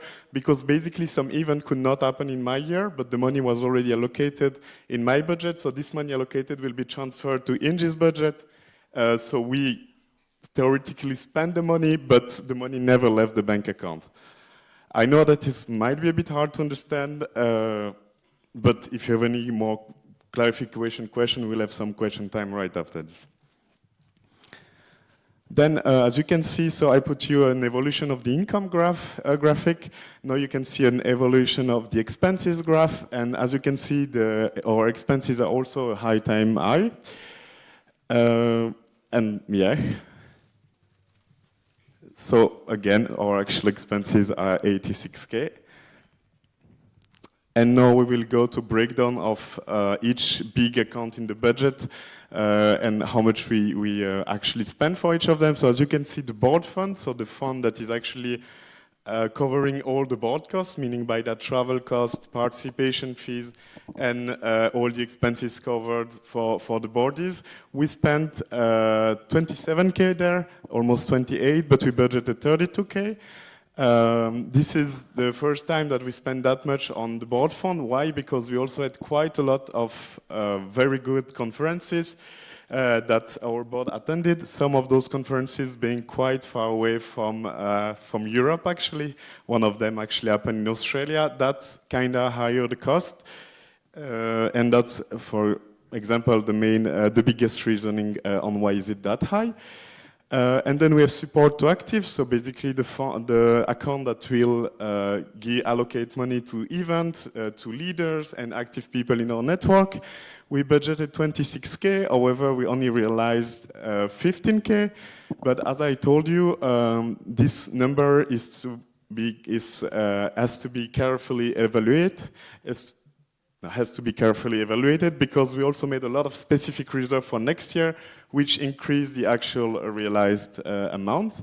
And this support to active, as I told you, it's for leaders, so the trainers fund as well for all the training event and the training that can happen in event, the active fund and the support to other event. Then we have the representation and cooperation cost that is mostly focusing on our external partner and like how we're covering the cost for them. We budgeted 7.9K and we actually realized 4.9K. There is a new account that has been created in this. There's a new account that has been created within this part, which is the membership fees. Because if you recall Marta's presentation, we are no member of IFES. And IFES membership is actually not free, we have to pay for it. So we had to create a new line in the budget for that. And yes, basically that's it. Then we have expenses, again, administration and IT costs. We budgeted 3.4K and we went to 3.2. Why was it so high? Because we made a lot of investment in the website. We have support to project where the number are more or less similar. And then employees, you will ask me why is it so different between the budget and the realize is because we employed in our year one person for the year 2024, several persons, but one full-time equivalent. And we gave the money for the year 2025 fully to the 36 boards, so they will spend it in their year. So it is, the difference is actually a specific reserve. Then we have departments. That is actually the last time that you will see about department budget, because now they've been closed. So we will go from ADD department, where we budgeted 4.7K, and we only realized 200 euros. That's quite low, but that is mostly because we had a lot of struggle with finding some partnership for those events, which led us to a very low income. For CDD department, we have budgeted 4.4K more or less, and we realized around 3K. Yes, basically this is also we were counting on one partnership, but that did not happen, so this is explaining the differences. And for the other department, there were no cost or income that actually happened. Yes. So no department budget anymore. The department budget have been incorporated, and if you want more explanation, you can go on the Helium Post link to that. Then we have specific reserve that I already mentioned. You can read quickly the definition, but that's basically the same thing as I said. And this is all the specific reserve we made for next year. As you can see, we made around 32K of specific reserve, and they will be fully integrated in Inge's budget that you will soon see the presentation. Then we have the balance of Esteem, so the actual financial picture of Esteem on the 31st of July. So as you can see, in our bank account, we have 23K, but in our saving account we have 120K. So, and in our cash account, so meaning all the cash assets we have the equivalent of 141 euros, which put Esteem in a quite good financial situation. And I will go over the receivable and payables a bit later in the presentation. So no department retained earnings anymore. And yeah, you can read. So for the payables, we have mostly the payables for active people. This can be explained that a lot of these people... We need to wrap it up. Yeah, I'm trying. We have a lot of people that are not living in the SEPA zone. So the SEPA zone is a zone where you can send bank transfer free for fee. So we have to pay them in cash. And this is mostly explaining why those numbers are so high. But they're actually not so high because you can see the evolution there. And then for the receivable, we did quite a great job at collecting all the money that was due to Esteem. As you can see, it's very low now, so very good. Good job to us. And then for advices, so as I told you, it's also to give advice to the next board and the next generation on what happened and what should be done in their years. So basically on the income side, we would really advocate for a constant evaluation of our offerings, making sure that we're always matching the market's need, as well as engaging local group in the process of finding partners, but mostly universities. But you already see this in Inge's corporate partnership presentation, attending job and career fair offline, because this is very much easier to actually get contact and get valuable people, and make a good usage of the new fundraising topical strategy. On the expense side, we would advocate for no increase in the travel cost and participation fee. So we have a standard one. We would advise to not increase them because it would lead to higher profit. The quality of the event and the number of events you actually invest in is way more important than the quantity. So better invest in 5 events a lot than investing in 20 events with very small amount, because that will not make a change. We need to summarize it and cut it. Yeah, then you can read the rest of the advices. So you can check the presentation later on. Would it be okay for you? But I think, yeah, it's the last slide, so okay, you can perfect. just read. Thank you for the presentation and understanding. So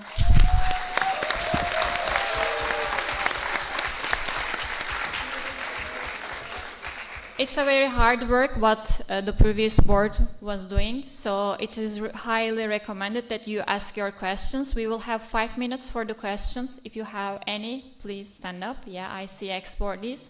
But delegates, just for you to know, this is going to be in the voting session 1 again, so it's important for you to understand. And we will go with the delegate first. One only, that's why.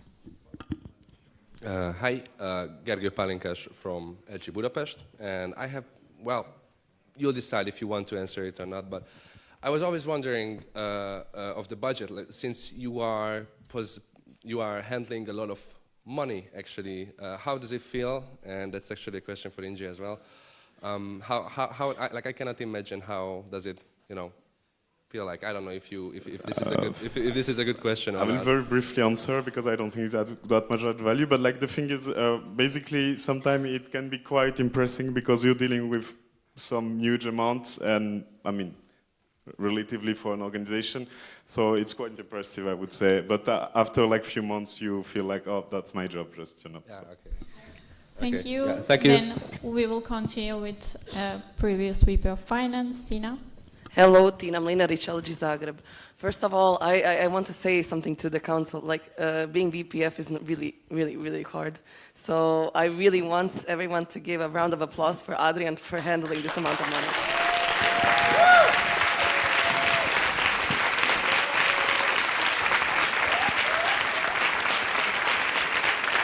Thank you.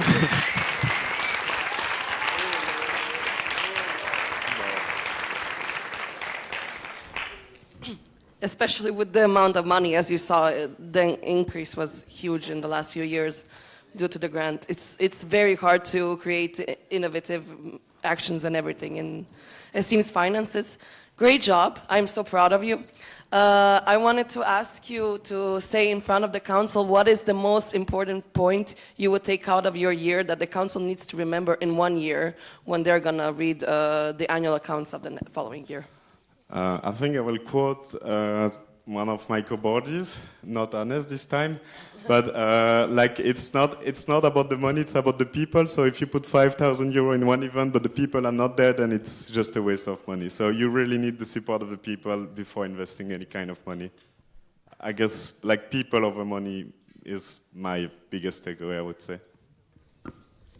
Thank you for the question and for the answer. Hannes first.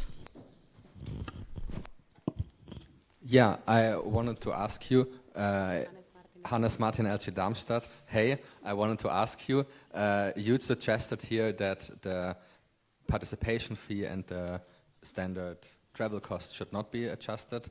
I think they have been adjusted. Did you talk about that with your successor? Yes, however, again, it's advices. I think we, just for a bit of background, our year we increased it from 65 to 70 euros for a standard participation fee. While it might seem low, you have to understand that when you're making a budget, this is only one line of the budget out of like maybe 10. So even though if you like pay a bit more, like 80 euros, like some other line might not be realized, and that will obviously always lead to a higher profit. Yeah, I gave my advice. Now you have them here, so let's see if they're being followed. Thank you. We will have the last two questions. So first, the other co-boardee of Adrian, which is Lucia.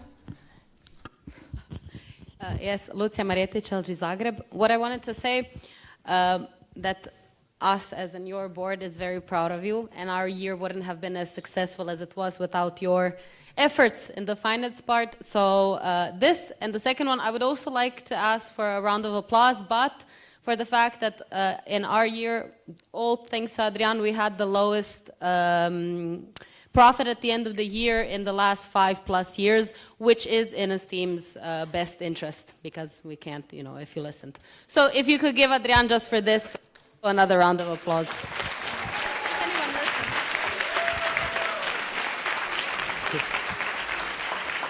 Thank you very much.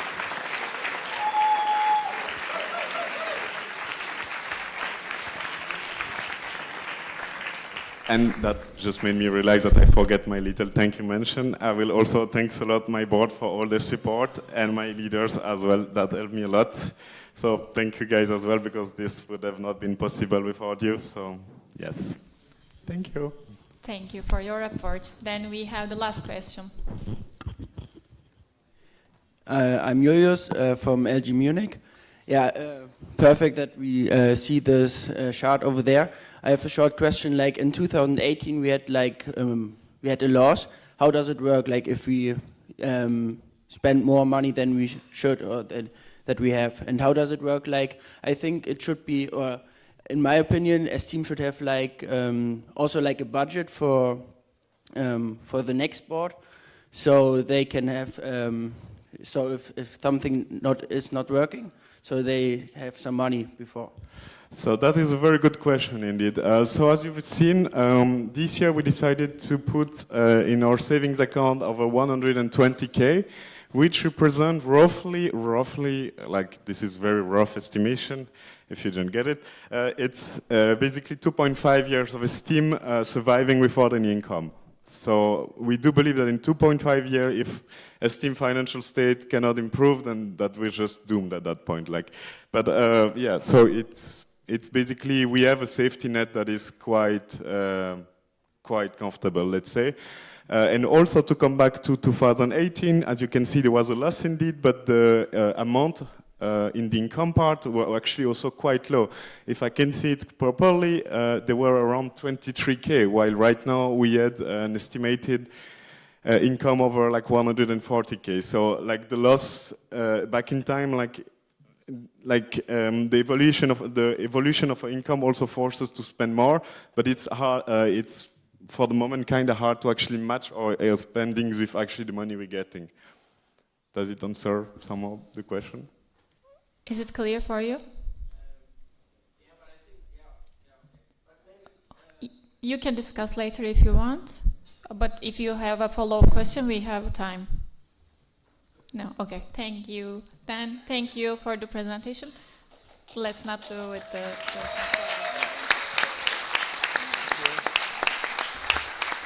It was the last question, that's why. So now I am closing the agenda point 20, annual accounts of the previous year. And I'm opening the agenda point 21, audit report of the previous year by the financial controllers. You can. Oh, hello everyone. Before we start, a quick disclaimer, I will post this report on Google Chats as soon as I finish. Elif, if I speak too fast, please warn me with your microphone because I have a tendency to do that, if you remember from Calabria. It will be helpful though. Yeah. Okay. Dear 71st Council, at every fall council meeting, the financial controllers of Esteem are obligated with the responsibility of presenting their findings from the previous financial year to inform the council about network's financial situation. We encourage you to pay close attention to this report as it addresses essential aspects of Esteem's financial structure and stability. Together as financial controllers, we, Deniz and Inci, have completed our audit and are pleased to report that financial health and stability have been maintained through the year, and despite few challenges, most notably those related with bookkeeping software. During this financial year, the old bookkeeping system, Multiverse, was replaced by Zero due to recurring issues of inconsistency and uncertainty. The transition was carried out smoothly and all the entries were accurately transferred to the new software. As a result of this change, some corrections and adjustments were made compared to the half-year realization presented at the 17th Council meeting in Calabria. It is also quite important to note that closure of department budgets will also have a positive impact on clarity of the bookkeeping process in the upcoming years and is a positive step forward. This year marked one of the lowest profit incomes of the past 5 years, showing a clear improvement in aligning Esteem's finances with its non-profit nature. While maintaining a healthy financial position, the network achieved a balanced result that really reflects the spirit of an NGO, creating value without generating excess profit. Esteem also started, it's really hard to read all of that. Esteem also started exploring new grant opportunities that will not only strengthen financial resilience, but also broaden the value Esteem delivers to its members and maybe stakeholders. Maybe a bit louder. Okay. As an important step taken this year, we would like to sincerely congratulate the 35th board, especially the Vice President of Finance, for their careful management and the commitment to financial sustainability. Overall, we are confident that annual accounts for the 25 financial year are accurate and correct, as well as actions being taken are on the right side for Esteem's finances. Still, there are definitely some recommendations to be made in order to further enhance Esteem's finances in the future. And from now on, this statement only comes from me instead of Inci to keep impartiality. Firstly, it's highly advised to the next Vice President of Finance and financial controllers that a creation of document containing issues they faced with the new software and how they overcame them. The lack of this type of documentation for Multiverse and lack of support system for it was one of the main reasons why we replaced Multiverse in the first place. And these placements should not be a common practice in Esteem. Therefore, it is highly recommended that enough know-how is generated this financial year that Zero is used. Secondly, this year we had relatively large budget changes in the Spring Council meeting to ensure Esteem does not end up in profit.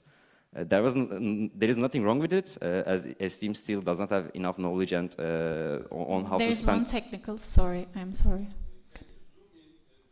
Okay. Yeah, we can ask from the live stream responsible. Yeah. Okay. Is better? Okay. Thank. Okay. Another technical? On Google Chat, you can also read on your phone. It's on Google Chat, the full PDF. Can I continue? Yes, Yep. please. Thank you. Esteem still does not have enough knowledge on how to spend this large amount of money. That earns us, it can still be a fact that we still end up with a fair amount of specific reserve increase even with the budget changes. However, it is also quite important that these changes, mostly increased spendings, should not be just for the sake of spending money and should be used for the best cause.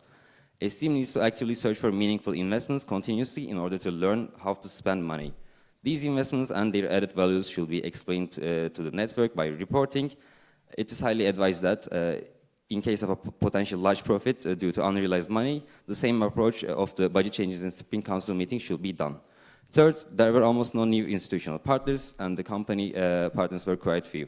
While this cause is not only related to factors involving Esteem, it is still quite important to put a respectable amount of effort into it as it benefits and diversifies not only Esteem's finances but also offerings to students. Lastly, and quick disclaimer, I think there's a motion that addresses it, but this is in case that motion does not pass. Lastly, there's an increasing trend of financial controller getting elected as the Vice President of Finance in the Spring Council meeting. If it happens again in the future, it is recommended that to ensure independence of financial controllers, the financial controller that got elected as Vice President of Finance should resign and the new financial controller should be elected during the council meeting. To finish it up, it was an amazing year for us and we can ensure the network is on right track financially. Don't forget, finances are fun, fun, fun. Thank you for your letter. And just to clarify, basically we are going to have one agenda point regarding motion and it is regarding the financial controllers. That's why he mentioned it in the letter. And I would like to first close the agenda point. I'm closing the agenda point 21, audit report of the previous year by the financial controllers, and thank you. And we have one announcement from Adrian. Yeah, just quickly to the people in the upper ranks. Could you look at me for a moment, all of the people sitting up there? Yes. That part of the room is closed to everyone despite photographers and content creators. So I would like to ask you to pack up your stuff and move down here. General Assembly for everyone who's not a photographer or content creator is down here. That part up there is not open.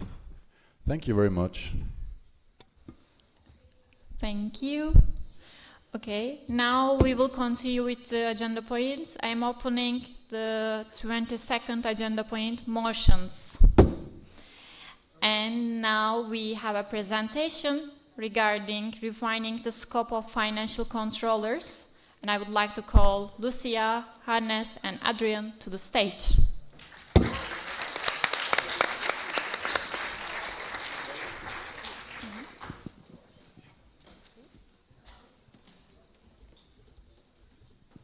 Hello everyone. Today we will be presenting to you a motion. We will introduce ourselves in the next slide, but the motion consists actually of two motions. You will hear about both of them and there will be a clear separation between the two, but ask any questions throughout after the motion itself. So the motion is called Refining the Scope of Financial Controllers, and let's see why. Can I? Okay, so who are we? First we have Mr. Adrian Leonard. I think you heard about him quite a bit now. He was not only in the 35th board, the Vice President of Finance, but he was also the Financial Controller of the 34th board in the mandate 23-24, which makes him also quite relevant to speak on this topic. Yes, and then in the middle, I mean there, we have Lucia. What? Okay, so at the end, but in the middle that time, we have Hannes Martin, LG Darmstadt, which is the financial controller of LG Darmstadt, which makes it quite relevant, but is also the 35th VP of activities, which also gave him a bit of knowledge on the network. And finally, we have Lucia Marietic, without on here, who is the president of LXXI. And with that, she is responsible for the financial bookkeeping of that LG. And she is also the vice president of administration of the 35th board of Esteem. Okay. So, let's first start from the context of the motion. The context and the core of it, the foundation, is built on Article 15 of the Statutes of Esteem, which talk about report in our network. Now, I would like you to read the clause number 3, because this specifically explains the audit committee, or in other words, financial controllers. That's how they are described in our more internal documentation, which is the internal regulations. So by audit committee, we mean financial controllers, and it clearly is said, so they are appointed from a group of students associated with members of Esteem, and it's at least 2 persons who may not have a seat in the board and who may not be responsible for a part of the budget of the association either. This is where the foundation of this motion lies, so I would like you to read for a second and then we can continue. Okay, so when it comes to an audit, we decided that it's quite relevant to explain to you all what an audit is. An audit, in the simplest terms, by Oxford Dictionary, is an official inspection of an organization's accounts, typically by an independent body. Now, what an audit is, it is someone who is independent, who has no connections and is not actively involved in the creation of the thing they will audit on. That is their sole purpose, so they are fully disconnected, and so that their findings are accurate and are transparent and are, in the end of the day, valid. Okay, now we will also show you the timeline of financial controller's mandate. As speaking to you in the past, 24 hours, we've noticed that some of you were not aware of how long the financial controller's mandate really is. So let us give you a quick overview. So first, they're elected at a spring council meeting. Let's use whichever council meeting, but a council meeting in spring. They're elected there as all other leaders and board positions. Then their mandate starts 1st of August, a few months later. After that, at the autumn council meeting, so their first council meeting after they were elected, they have the budget report. You will hear about it a bit more into the presentation. After which, at the next spring council meeting, so now we're a year after their election, they have to do the half-year realization report on stage to the General Assembly. After which, at the autumn council meeting, which marks in total 4 council meetings, counting the one that were elected, or in other words, 3 council meetings of duty, which would mean that the financial controllers, for example, of the current board are still, of the previous board, are still responsible until the autumn council meeting, where the annual accounts, like Adrian now, for example, presented, were shown, and also after the discharge itself. So this is the problem statement of the motion, how we would summarize it. So in the past years, not only is the timeline a problem, but it's also that it has become a supportive role to the Vice President of Finance, blurs the line between audit and support, and there has been a concerning trend of financial controllers applying for board positions, which may, in severe cases, not saying that it happens, but it may damage the integrity of said board members later in their mandate. But we'll see about more in a second. So, background of the motion. So, why are we proposing this, and why do we think we need a change there? So, as we mentioned quite often already, the financial control needs to be independent. However, the financial controller, during certain period of the year, and especially the budget one, are more becoming like a financial advisor rather than financial controller. Why is this a problem? You will ask me, because simply, they will not be able to be independent and biased while auditing the finished product, which is the budget.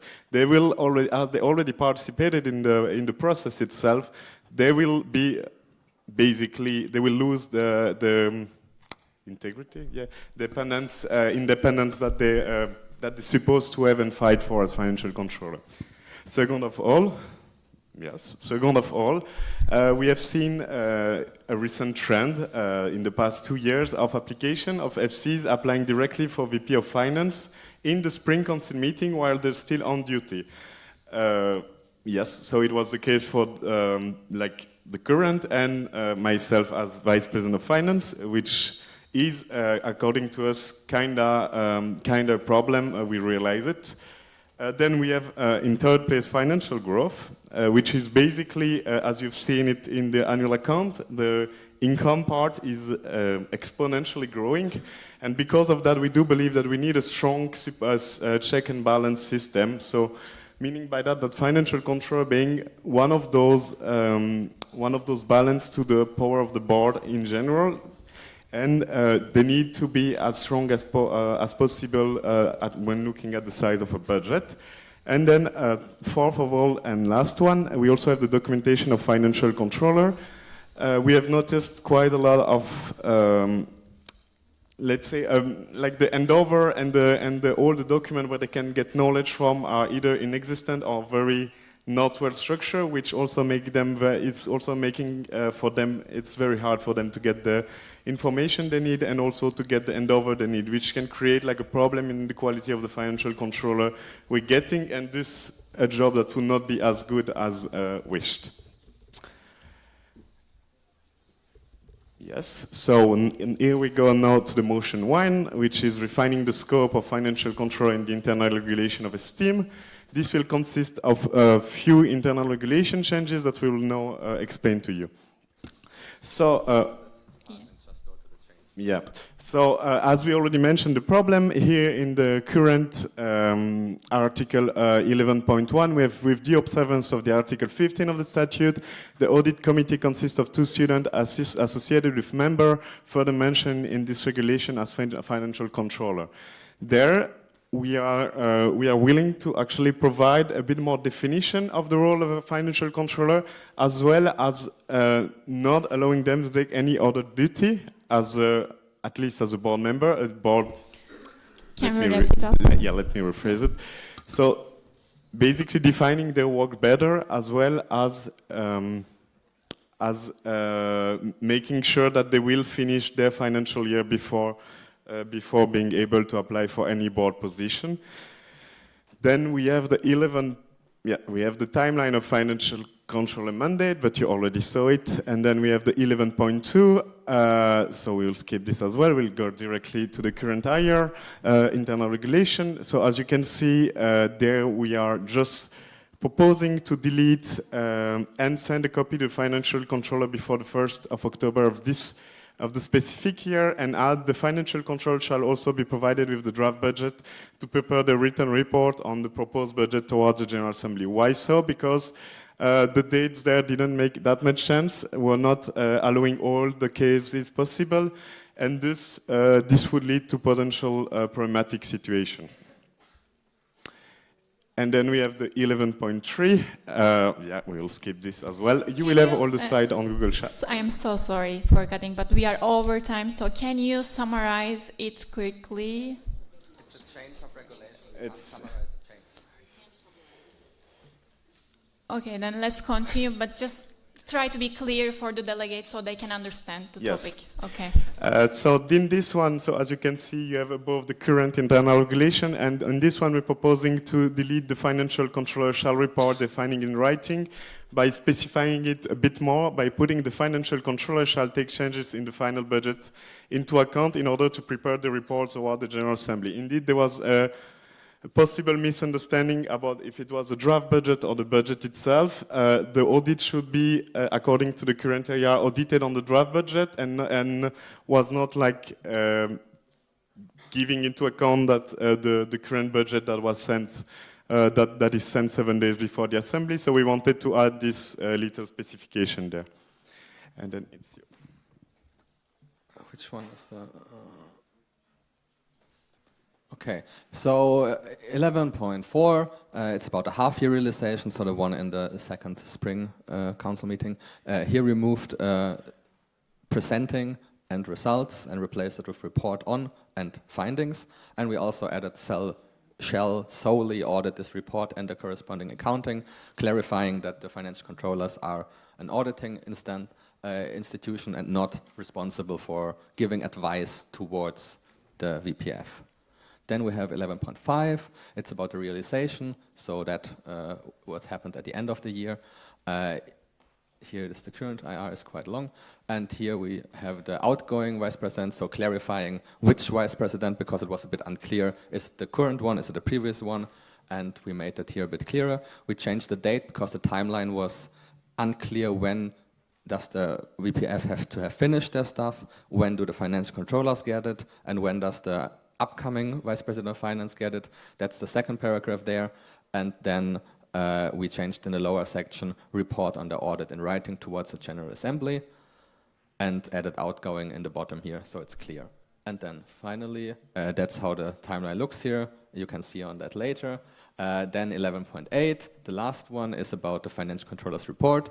Here we added a sentence, when required to prepare a written report, including a letter of opinion, the Financial Controllers shall distribute the written report to all members before the day of their writing of their report during the upcoming General Assembly. And also presentations during the General Assembly may supplement but not replace the written report. And then we changed any written report instead of this statement to include all of them and not just one of them. And you can see all of them here, I think. Did we share that? Yeah.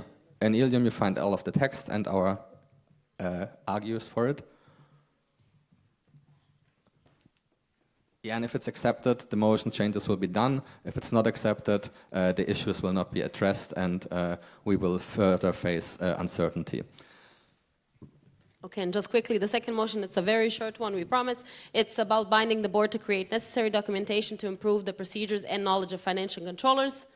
So what we would like to have you vote upon as the second motion is to create the board, lovely board, to create in cooperation with past financial controllers, a document that will serve as a handover document that will be, in the simplest words, a handover document that will be reviewed every 3 years so that we ensure that the financial controllers have the knowledge each year and don't have to depend on VPF and vice versa. And further blur the line. And this document, we would propose with this to be approved by the General Assembly at the 72nd Council meeting in Istanbul, Bozici. If it's accepted, the board will be binded to create this document and it will be proposed for approval in Bozici. And if not, then the board will not be binded, the document will not be created, and the knowledge will further perish. Thank you.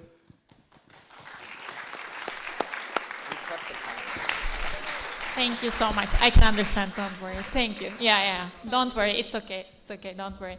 Okay, now we have question time for 5 minutes. So if you, and you have questions, so we will start with the ex-boardies first, then we will come back to the delegates. And I would like Tina first. Tina Mlinarić, LG Zagreb. I would like to hear the statement of the current board and the current FCs on this matter. Which current? Current board and current FCs.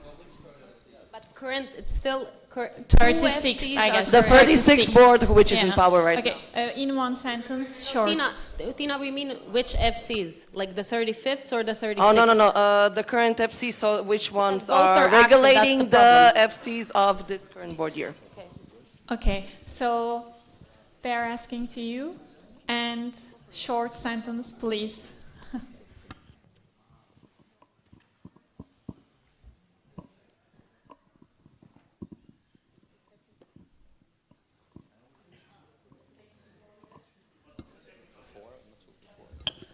Leonard Mark from local group Aveiro. My question is for Elif, and please do not take me wrong, but why are you always keeping the delegates for the questions?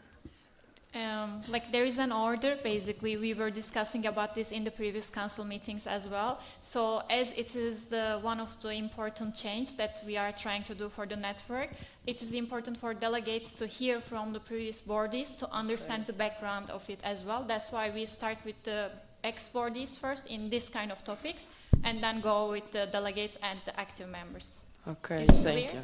Yeah, okay, it's clear, perfect. Thank you. Okay. From 36 board perspective, we are glad that this situation is addressed. So we want to consider decide to how to go it further, and not to make it further like. Well, yeah. Okay, I guess it was clear. Then we can continue with Joe. No? Okay, then we will. Elias. Hi. Welcome. Elias bought 2006. Can you show the slide with the timeline changes again? And in the meantime, a question to Adrian. Would Elias, sorry for cutting, but can you also say which board are you from? 2006. Thank you. Sorry. Do you mean this? Yes, perfect. And Adrian, in the meantime, would this new change would have prevented you from becoming the Vice President of Finance, who got so much applause? No, because when I applied for FCs, I first applied for financial controller. I applied to do a job of financial controller, not to apply further after for VPF. So I don't know what would have happened. I would have maybe stayed. So it would have been impossible because you would have this 1 year of wait period. Okay. No, it would have been possible. Okay, you would have been now on the board. Okay, just I get it right that this change needs to be done by Spring CM, right? Or at the Spring CM before the election of the new financial controllers, right? And the new board as well. Okay, good. The change is being done now. If that is approved, the changes are done, and that will then, going forward from now, be the case. Yeah, but basically we would not have the very successful Vice President of Finance if we had this change back then. But this is not about Adrian specifically or any other person No, specifically. but This is. Can I answer, please? This is about esteem being as transparent and as accurate from a legal perspective. So yes, this is more important than who would have done what. Yeah, let's not have a discussion. Do you have any other question, Elias, as follow-up, or should we move forward? Was the answer clear for you? the point I'm trying to make, thanks. So no, I think it's a very good position. I completely agree with the current board to have this discussed. I would personally propose to push it to the next CM, because there it's when it have to happen in the GA1 or 2 before the election, because there are some things in there that are harmful for the organization. I just pointed out one. Some other things are also not ideal, but that's my point of view. I would just give it more time, because I think it's the right way, just slight changes on my end. If I can just add why we're doing this also now, because if we do it in Istanbul Bozici, in case it's accepted, someone who maybe would have wanted to go for VPF and then during the council meeting would be, the opportunity would be taken from them, we think that's less fair than that situation being cleared this council meeting. We need one clarification over there. We need a microphone. Hello, Adrian from Karlsruhe. Sorry, I didn't understand how your motion prevents a financial controller to apply for BPF. Where is the delta? Like, what changed that made it that makes it this way? So the most important there is not about preventing from applying. It's about making them fulfilling their full duty, which means until this CM. For example, my financial controller, before being able to apply for any kind of position in the board. And it's written in the last sentence. Yes, I see that now. Okay, now we have the delegates with 2. Paul Katsioupis, Aachen. I would like to follow up on what Elias said with kind of a statement from my side as well. I think maybe it is a bit underestimated. Like, on the one hand, of course, it's legally the good step to do, but on the other way, we're an NGO, we're not perfect, and this could harm the attractivity of the position of financial controller, and also finding a VPF having less people involved with finance among the leaders who are actually eligible for the situation. So maybe it would be helpful to have like a plan to get more people interested in finance, so you are able to kind of compensate with these restrictions. Can I answer that as a question? So you did. One sentence, please. Yeah. You perfectly described the issue that financial controllers become vice president of finance. The financial controller should not be a beginner position where you try to experiment with esteem and getting active and then moving on to vice president of finance. It should be in the opposite way. You have experience, you understand the backgrounds, and then you become financial controller. So yes, that's actively what we're trying to do. Dennis has 2, I guess. Yeah. Also, you have to remember that like you have the board as an entity of power, you have the council, but financial controller itself also held this very special position. You do not want to put this position into people's hands that might not be have enough expertise on our network, because that might first of all not give them like the best judgment on a budget, because if they don't understand our network, how could they judge a budget and audit it? And second of all, it is like the third instrument of power in our NGO. We cannot just like make it a path to go to board, because that would be kind of like, I don't know. It's kind of sketchy, yeah. Okay, thank you for the answer. So we have two from Deniz first. Deniz Kutlu, LG Ankara Bilkent. A direct comment to Paul and Elias. I would like to say that, yes, we say that, I will say, yep, okay, thank you. It is, I think, legally not even allowed to, it should not be allowed for, look, there is two things in statutes about financial controllers that's being mentioned. One is that they should be two associated members in, during their mandate to specific financial controllers, and then there is the fact that Vice President of Finance should be independent. Once the VPF gets elected, once a financial controller gets elected as a VPF, you cannot fulfill both at the same time. The financial controllers either way do not become independent from the board, or there is only one financial controller that's being purposefully active. So it's, you can, someone can also borderline argue that it is borderline illegal to do this move actually. Thank you for your comments. Okay. Do you want to answer? Yep. Here it's also to highlight that it's financial controller control what happened in the year after. So the most important part of that job is actually what they do after the board year is over. So the last 4 months that Dennis was checking what Adrian did and checked the annual accounts is the actual important part why we have financial controllers. And if during that time they already VP of Finance, then they can't fulfill that part. It's okay. Okay. We will continue with first with delegate, then we will continue with exportees and come back to delegates and active. Zeynep Aksakal, LG Ankara Bilkent. My question will be on the state of financial summits, finance summits. At this state, I think, for all I know, it's all about reviewing the budget and advising kind of on the budget. And how will this one change, and how will it be? Because since you said it should be it should move to the external auditing side. So how will this happen, and what will be the changes for the finance summits? One sentence, please.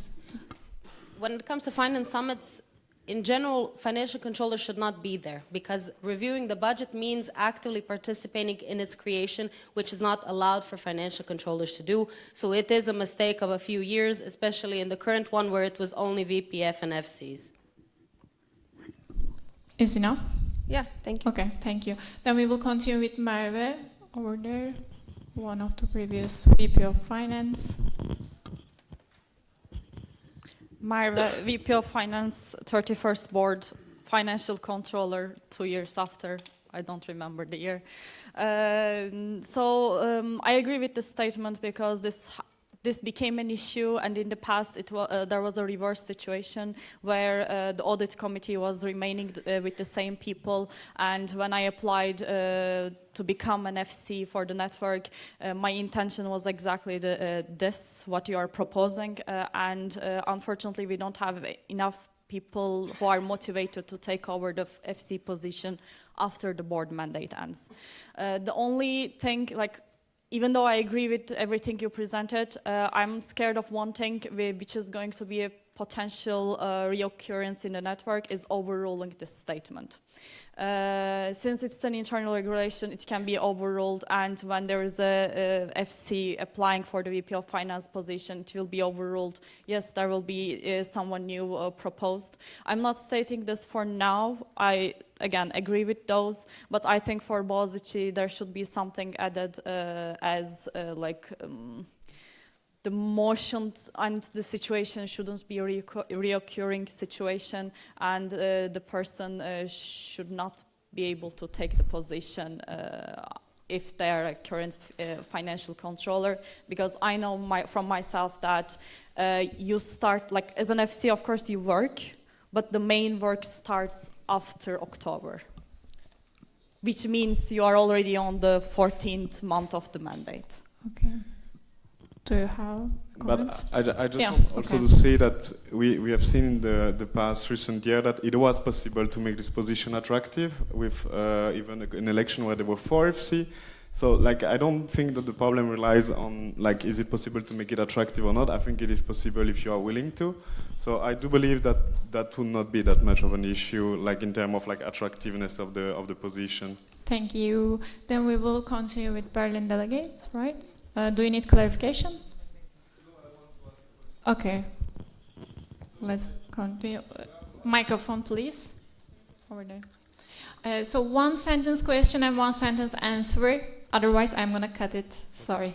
So as this is Philippe Kiriotti, LG Berlin, as this is a very important motion actually, and the board didn't really answer in or take position in detail, I would really like the board to take position or to make a more detailed statement about how you feel about it and what's your opinion about the change that is proposed in the laws. Short answer. Yes, short answer. I mean, we very, very much welcome the initiative on this, as it has been a thing for the last years. It's amazing to see that somehow it is now worked upon. We have many things on our table, so it's good that somebody else brings it up. And if the motion goes through, then of course we will work on it with the dedication and the liberal effort that it requires to be met with. Yeah. Did that answer the question? Okay. Thank you. Then I will continue with the delegate. And we will go back for the back seats. Jonathan Püttmann, LG Kaiserslautern. I really appreciate your effort you put in this matter. My question goes to Adrian. Assuming you're repeating your board mandate, can you name a concrete person you would now ask for advice instead of FC, and why didn't you ask them in your board year? I spent my whole year asking my predecessor, Tina's that there, Max also especially. I mostly ask my the ex-vice president of finance. There it's more about, there we're touching another point, which is the definition itself of financial control that was too blurry and that we're trying as well to tackle. But in terms of finding advices, I mostly went to my predecessor, which are most of the time the biggest source of support. So there is no time for the follow-up, sorry. So we will continue with Tina first, I guess, then Joe. And then Emir, and that's all. Tina Mlinarić, LG Zagreb. So what's concerning me? First, I want to say some facts. Okay, just take facts with a grain of salt because I'm not sure about the years. So for VPF, there has not been competition since the 25th board. So from that, 25th, yes, sorry. So since then, there was only one applicant for the vice president of finance, considering even that one of them in the meanwhile even resigned from their position. So you can also consider that maybe their motivation was not concretely for that position. That, and considering also that the FC position was only popular in the last 2 years before it was, like Merve mentioned, covered by people who were basically oldies and who were already kind of experienced, but were doing that because some stuff need to continue, and this is a legal position. So what I am scared here is, actually what I would like for you guys to tell me is, we heard in the audit report right now from Dennis that there is a recommendation that if someone does want to apply, if they are an FC, for the position of VPF, board whatever, that they should resign at that council meeting and then apply as the VPF. Why do you think that should not be taken into consideration, but there needs to be one whole year gap? I understand from the timeline perspective, they do have a duty at that council meeting. The question only. Sorry, but just to clarify, other leaders as well have other obligations during the council meeting, other esteemers as well. Always there will be obligations. So why is this concretely different? What you're asking here is about if we make... What you're asking for is, are we doing what is easy or what is right? And in our opinion, this is what is right, because as Adrian said, it's a separation of power. Those are separate positions. And we got it from multiple previous financial controllers as well, that the main work happened after the mandate ended, which would be the time where you said they should resign.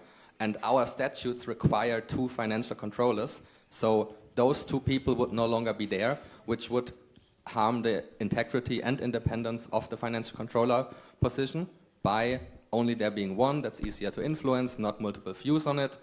And then, going from that, you still have the connection before. They might not pay that much attention during the year if they are already planning to become the VPF afterwards. And then the last part that you also talked about is the section where is it oldies that are doing this? Why is that a problem? If you find someone that will do it for a few years, there is enough ways in a team for someone to start out and get in. But should that really be the one position that audits the work of the board? Can you really make sure that... That's fine. Okay, thank you. So there are some delegates who are sleeping. Let's wake up, first of all. Thank you. And we have last question from João. João Pissarra, local group Aveiro. So, from my understanding, the root problem is trust. More specifically, lack of trust for the people that are elected by the council. You do not trust the VP of Finance to do their job according to what, according to the rules. And another thought is that, in my opinion, the regulations should foster opportunities, not restrict them. The council will always have the vote to decide if they want to have a VP of Finance that is currently a financial controller or not. The council will have the opportunity to vote if they want that financial controller, whether it's a newbie or not newbie or an oldie. That doesn't matter, because at the end, it's the council that has the vote, and the council will decide upon the facts, not regulations. Okay, short answer, please. Okay. And the question is, do you agree? First of all, I think for the part about us lacking trust, I think that's an assumption, and I think that's not the right one to make, because we are here from the best intentions for our team. That's one. And the second one, as you said, regulations, statutes, whatever you said, that they should foster opportunities. Statutes are based on Dutch law. Dutch law is not opportunities. Dutch law is something that we get fined in case of inaccuracies. That's a huge amount of money a team may be facing if all of these in the statutes are not followed. This is ensuring that everyone sticks to their job, that the job is done properly, that the council can be informed, that the job can be done with transparency and accuracy. Thank you. Thank you for your answers. But short answer, short But there's one. also very, very important things to keep in mind is that the annual accounts are a legal document that we are obliged to make, and that can be audited by the Dutch government, and you don't want to have something full of fraud that could put STM at risk because, whatever, you know. It's you need someone, like, you need this document to be perfect. If it's not perfect, a team is facing more risk than opportunities. Like, like one sentence. I forgot to say it. And also with the part where it says that the audit committee may not be responsible for a part of the budget association either. This is in the statutes already said what we're trying to just clarify in regulations. Thank you, guys. Thank you for the presentation. We can follow up later in one-on-one, maybe. That will be available. Yeah, you can talk later after the GA. Okay, thank you so much for the presentation and questions and answers.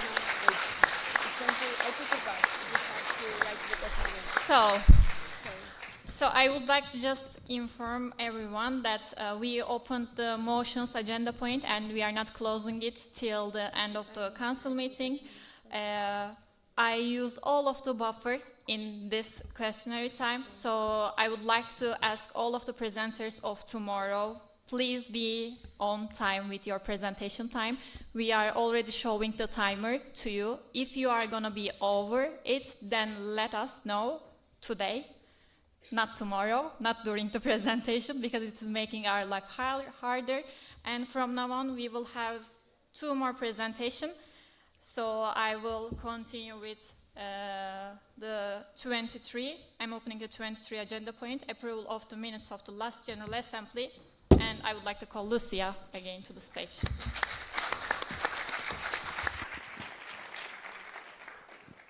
Okay, so just very quickly, every council meeting we have to vote for the minutes that were written, like these lovely ladies are, of the council meeting before, or more accurately, General Assembly, by statutes 11.2. So everything discussed must be written and must be then later approved by the General Assembly. Here you can find the statutes. This is the Ilium post where you have some explanations and also the link to the minutes. It's currently a draft. I have gotten some requests to change some things. I have done this.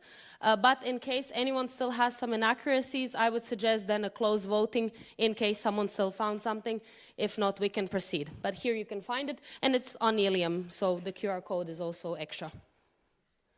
The secretaries that I had the pleasure to work with in Calabria were Duru Yüksel from local group Sambo Bozici and Cleopatra Galben from local group Targu Mureș, who did a fantastic job and gave me zero stress. So thank you very much.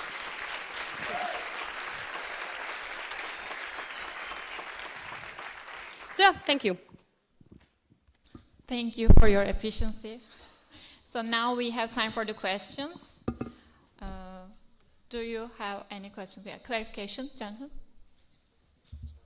Jonathan Bittmann, LG Kaiserslautern. Have you changed the matter from the spam group about the motion in Calabria? From local group Kiev? Yes. Yes, once again to local group Kiev, I really apologize. It was a conversion issue and it wasn't aimed to hinder anyone. I've put in the presentation link itself and the text of the proposal itself and wrote that it was accepted, so it is now clearly written, yes. Thank you very much. No problem. Thank you. Do you have more questions? We are going to vote upon it with the open voting. So is it clear for the delegates? I guess yes. Can I ask voting committee to come to the stage, please?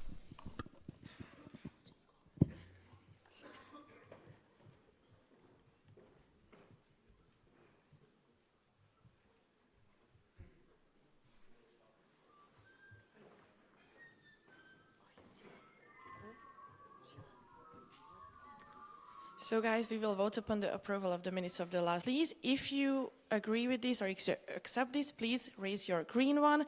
If you want to reject it, then please raise your red one. And if you want to stay abstain, please raise your yellow sheet. And also keep in mind that Ingi has to take pictures of it, so keep it up high for just a few seconds so she can take a picture of it. And now you can vote. Let's see the sheets. Can we see all of the sheets?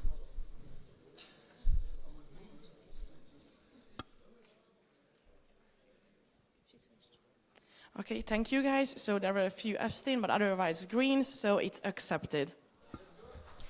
Thank you, voting committee.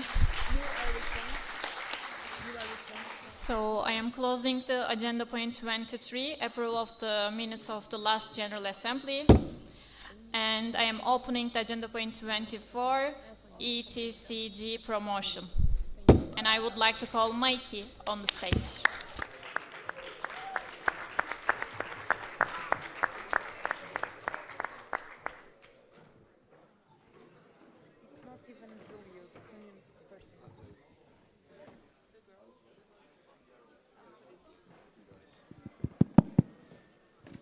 Good afternoon, guys. Do you have still some more energy left? Yes? Amazing. Can you raise your hand if you ordered any S-Team trading cards? Okay, basically the whole room. Okay, we will tell you some more about that. If you do not know what S-Team trading card is, we're gonna explain to you right now. Do I need to point there? Welcome, Jani. There we go. So S-Team card is basically your S-Team business card. You trade it with your friends, you trade it with your non-S-Team friends as well, or you're an entity and you want to promote your entity, you can do all of that. Yes, there we go. So you can do three things. For example, I think this is your slide. Yep. You can, this way. Okay, you can do three things with our cards. You can trade, battle, and collect. This is a basic card. There is a challenge at the bottom left. And there is a small place to write a note, to personalize the cards. It's a really nice note, and it's a nice collectible.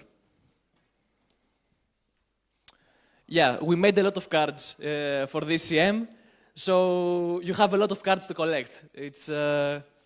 And there may be some very rare collectible cards if you collect enough of them. So let's see. And now for the other part of the game, which is the game itself, or the battling, if you will. The game will start with 2 esteemers taking 3 cards from all of your cards. So you look at the 3 random cards. On all of your cards, you're gonna have 3 elements, which are red or fire, green or plant, or blue or water. And on count of 3, we'll show your cards. Now let's take an example. Let's say that Mikey has this card. This card is a blue card with the number 3. Well, Tanya has this card, which is a green card with the number 3 as well. In this case, because green beats blue, the green card would win. Schöner. Like, you can go back? Okay. And in case this maybe got complicated, or if you want to see other people's cards, or just learn more about the project in general, you can always scan the QR at the back of your card. And, Okay, we also have a very important logistical announcement that is very recent, so we don't have slides for that, so we'll just move to the... Never mind. Okay, so the cards are right now in Belgrade at customs. Unfortunately, you have to pay an unforeseen cost there. We want to ask you to pay an additional €1 to receive the cards. Boo. But it's necessary, unfortunately, and they will arrive in approximately 2 days. So it will be at the working group day, I think, so you can pick them up at the Steam Fair. Also, to keep the game going. Yes, sure. So we are recruiting. It is such a cool project, such a cool part of a Steam Spirit. So if you want to help either with logistics, game design, graphic design, promotion, anything, we'd be so happy to have you and to be able to continue this. So please contact Mikey or any of us if you're interested.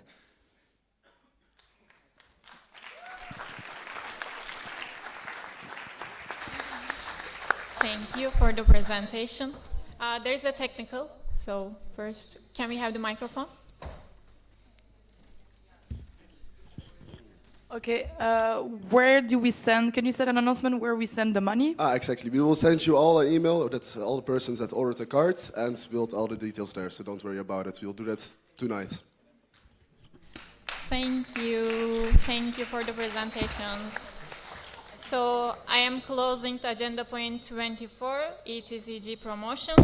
And I would like to ask Mikey if you have the punishments ready. It's a blessing to be again on the stage. So, Elif, you should look more after your hammer. Yeah, I know that. So every time, after every agenda point, when you open and close it, you do not only hit the table, but also your head. So you will never forget your hammer again. Only for today? Okay, one clarification. Oh. So for this, then open and close, both of them. Okay. Nice. So we will try it out.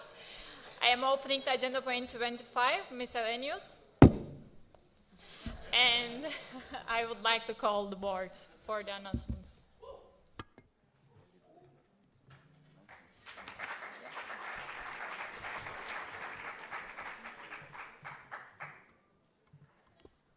Yes, no, it works. Yeah, just some quick messages from the organizers. Nothing spectacular. Drinks from the Lira Hotel we're taking without paying for it.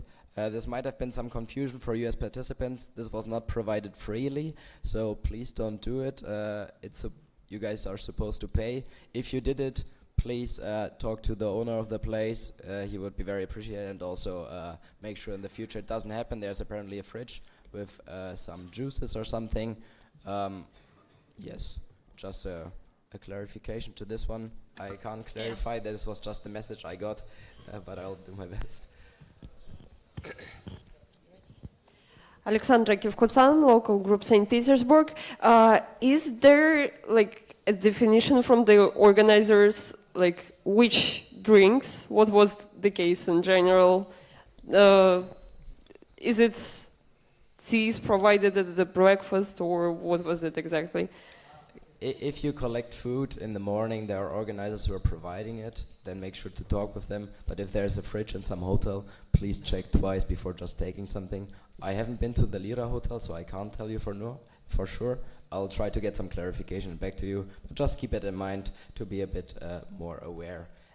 And thank you. Thank you. And then one second thing, as you might have heard or were present, that the police came yesterday. This was due to the reason that people broke glasses outside. So if you are outside, please make sure to behave well. It could have been by accident. We all know that something like this can happen, that a bottle drops, but please don't make it on purpose. We all try to have here a good time, and also that all the local people have an easy time with us. We party hard, but we also have our limits and know how to do it. And yeah. Yeah, today we had a lot of presentation about it, so I hope we will not talk about this topic tomorrow. Do you have anything more to add, Tom? Yes. Oh. Yes, Milton. Hi. Tom Lewis mentioned the broken glasses. So just a public service announcements. I know that many of you come from countries where you have a habit of leaving like a glass bottle next to a pole somewhere on the street for homeless people to collect it and recycle. We don't really recycle in Serbia. That's not a tradition here. Please leave your glass bottles in a trash can because then someone might topple it over and break it, like it happened last night. So yeah, please clean the space around you. Okay, thank you for the clarification. Okay, we have one more point to share, so I would like to give the microphone to Esther.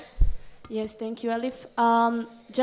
I would like to emphasize again, if you have a stolen name tag, please send a photo to me on Google Chats and not on WhatsApp and not somewhere else, because it's very difficult for me to find it, and I might skip someone who would deserve a punishment and lost a name tag and later would be in trouble for not finding it. So please, if you have a name tag that is not yours, that you stole, yes, I will clarify. Yes, what? No, okay, so let me finish. So if you have a name tag that's not yours, you stole, send the photo to me on Google Chat, please. Okay. And give the name tag back to the person. Clarification needed here. Fernando Tees, local group Brussels. I believe that like by chit-chatting with like newbies and stuff throughout the CM in breaks, like most of people do not understand the punishment stuff. Could you maybe elaborate just a little bit more why and how what it is actually? Yes, sure. So the punishments are going for if you don't do something that is expected, losing your name tag is one of them. And then we, like as you could see, Elif had to sing a song for the board. So that is a punishment. There are other punishments, and if we have more people, it's a tiny bit more fun to do, like in a frog, jumping around the whole room, and maybe you remember that maybe next time I will not leave my name tag on the table. Okay, perfect. Are there any questions? No? Perfect. Then, that's the time of the day. There's two, yeah. I cannot hear you. Can we have the microphone? Are we asking the questions about the all CM stuff, or like hotels, hostels? You can ask if you have okay, a question. should we pay taxes in hostels? Taxes? That in the sale in this, like they asked in checkout, they asked €7 like taxes in the hostel in a hotel. Thanks for your question. There's someone of the organizers here. Okay, we will follow up and make an announcement to this to clear up in the... name of the hotel is, I forgot the name, Railman. Thank you. I guess we have the answer, but we are gonna text it from the announcement group directly. Would it be okay?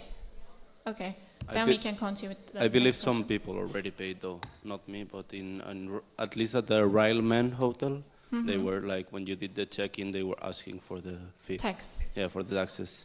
Okay, we will check with the organizers and let you know about the details. Thank you for raising it up. Any other question? If not, okay.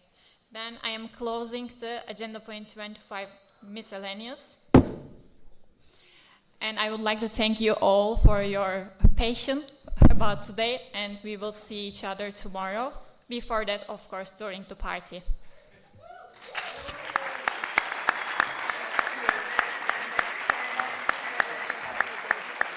Just a quick announcement. There are trash bags on the side of the doors, and if you will just pick up your trash and leave it. Thank you.